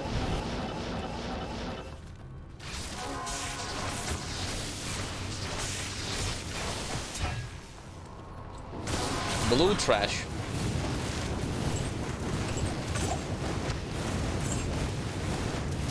Got it. Next.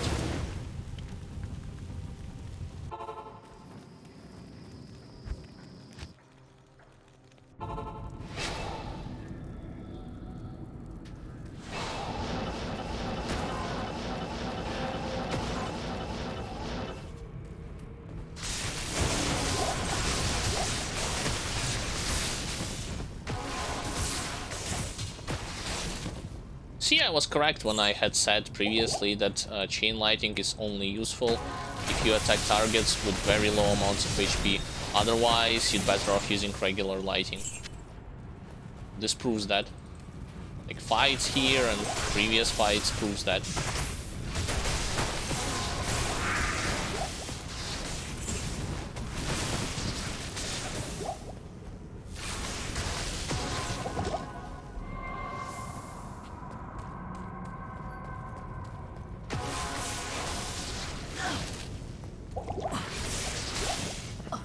Yes, my mark just wanders around and it just...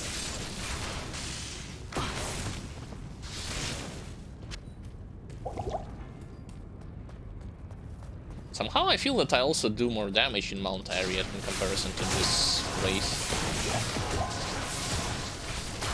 Again, this blue guy.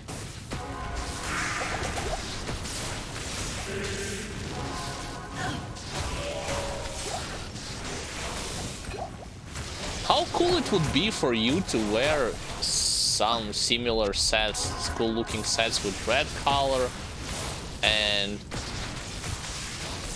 with blue color too. Imagine how cool it would be. But you cannot, like, when you're playing as a necromancer, it would have been very impressive from the visual standpoint. Thanks. In my opinion. But well, transmogrification.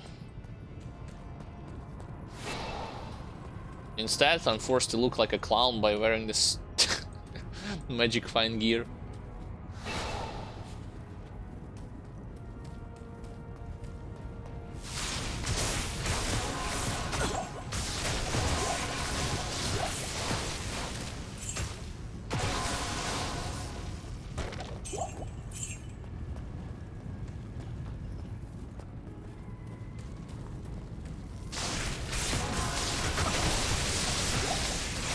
I need mana. No, you don't.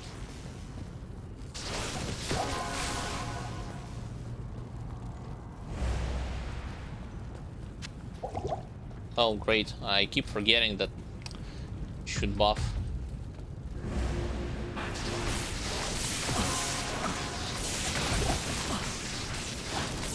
Interesting, who attacked me? I have not even seen projectile flying towards me.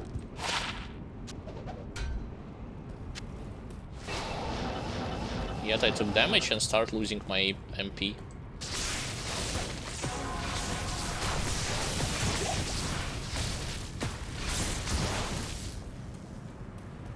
Of course, one thing that's great is that you can farm up your...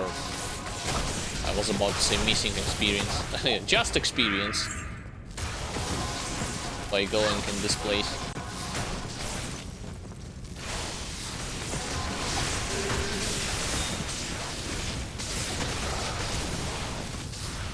By the time 2.4 drop, yeah, I will try out those new areas.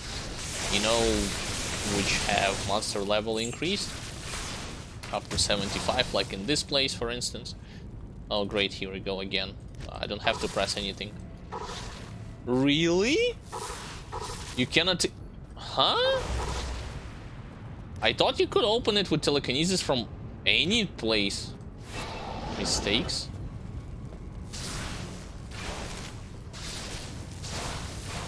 Extra fast. Sorry. Dead.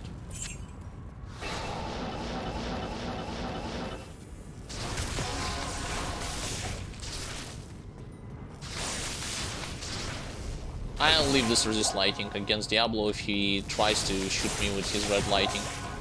But chances are I'll kill him faster. Greater mana potion. Wow, there's a lot of guys here.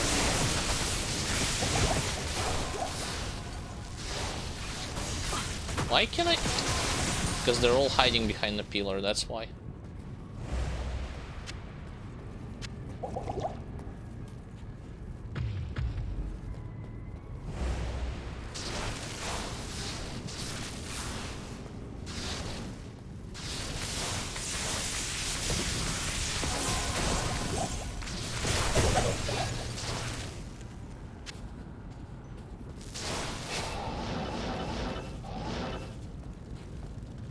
Okay. Any day. Death can save you from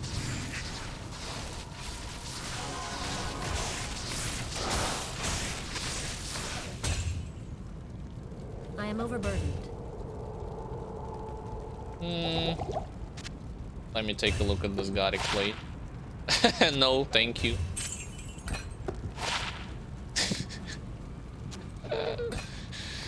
Keep the Saigon to yourself.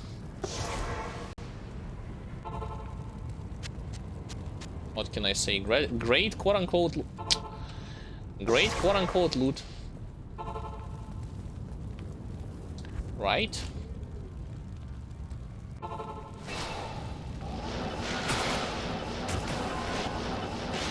Did I just get hit with bone? Yeah, I got hit with bone spirit. Lost dolls and snakes. Interesting combination. Oh, Oblivion Knights too.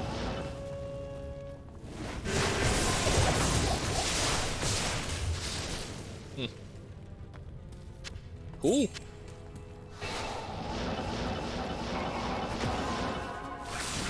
Oh, with lost dolls. Luckily, they all aggro to my merc and not to my character.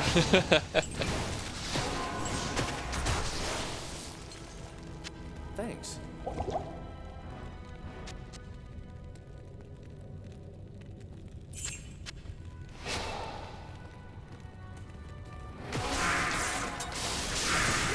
Why are... For some reason, remaining monsters are hiding behind Bale's throne.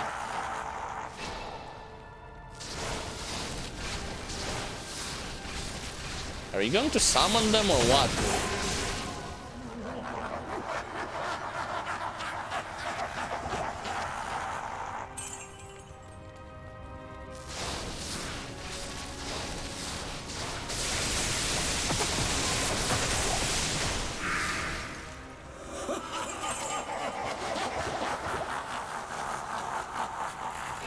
Amplify damage still stays strong.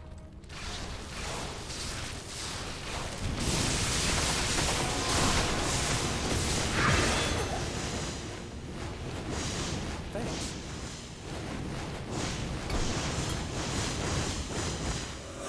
Gosh.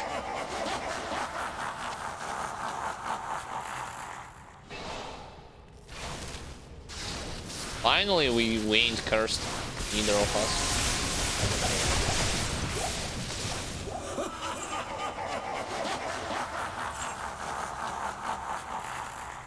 Last wave. Please, no lighting immune. No, there has... Like, by the sound of it, it has a different aura. Alright, got him.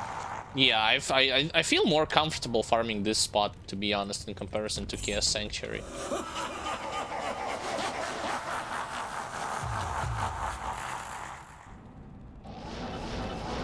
oh, come on, even though there are not as much minions here, I can kill them faster, and they have less magical resistance, feels like it. Got him.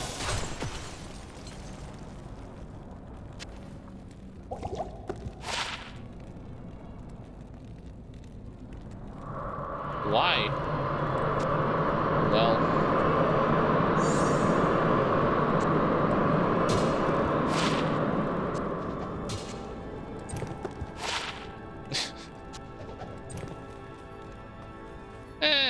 okay, enough. It's not to say that I won't get anything with this gear. I am, after all, like 277 is a pretty respective amount of MF. It could have been better a little bit, 300 plus, but for that reason I needed to have a 4-socketed armor and I just don't have it. So yeah, it's the way how it goes. Anyway, ladies and gentlemen, this is going to be it for today's stream of me playing Diablo 2 Resurrected. I would like to thank for watching it, whether you had tuned in from beginning, middle, or the end doesn't really matter. And also, don't forget that while you are waiting for next streams to occur, either from me or my brother, you can always hop over to our MightyBrosky YouTube channel, link to which you will find below in the separate tab section. There you will find, on a weekly basis, constantly content related to Diablo 2 Resurrected that you can watch and not more, including VODs, highlights, and videos discussing and showing various game mechanics and explaining how things work in this game or in any other games that we had played. Also, when it comes to those videos in general, today, like I have said, my brother is going to upload 2 of his videos, one VOD and one of his highlights. As for me, on Wednesday regularly I'm going to upload, and I'm uploading my videos, 1 VOD and 2 highlights. So stay tuned for that. Also, this stream goal have been fulfilled. I had gotten 6 sets of keys. So on Wednesday from 8 to 12 AM Eastern European Time EDC +2, my brother is going to show you how those Uber bosses are killed with his Frenzy Barbarian. I believe he's going to able to pull it off. So that's that. Stay tuned for that and tune in for his streams. Like I have said, you already know the schedule. As far as everything else goes, when it comes to the news that we are sharing, and if you want to stay up to date with them, there are our social pages, Facebook and Twitter, that we use for that. Also, don't forget that there is a Patreon if you want to support us directly and watch videos earlier than they are released on our YouTube channel. You can do this for as little as $1 per month. It's pretty affordable and available for everybody, so that you don't have to wait for those videos. When they are going to arrive on YouTube, you can watch them as soon as they're ready. That being said, guys, it's going to be it from me when it comes to Diablo 2 Resurrected for today's stream. Like I have said, starting from the next weekend, I'm going to be streaming Total War Warhammer 3. That's the plan, but Diablo 2 Resurrected content will still be uploading on our YouTube channel, both from me and my brother. As for my brother, he will show you those super bosses on the next stream, like on his Wednesday and Friday, and after the next week he also will join me with Total War Warhammer 3 streams and Elden Ring. Like, those are the 2 main games that are going to be released in this month, and we will focus on them on streams. But like I have said, that's not to say that if you need any kind of guidance or any kind of question that needs to be answered in regards to Diablo 2 Resurrected, you can freely ask us about it in those websites that I have displayed on, or under the comment section of our previous YouTube videos or newly released YouTube videos, and we will gladly help you with anything we can. Alright guys, this is going to be it. thank you for watching our streams, thank you for watching our YouTube videos, and we appreciate all kinds of support that you are offering to us, whether it's subscribing, sharing, liking the videos, or leaving comments. It's all great stuff and motivates us to create those videos, to continue to create those videos. Right, I'm done for today. I will see you already on the next weekend, and as always, my name was Alexander, also known as Sandrievitz. Have a great week ahead, and I wish you all the best. See you on the next weekend in Total War Warhammer 3. Bye, guys.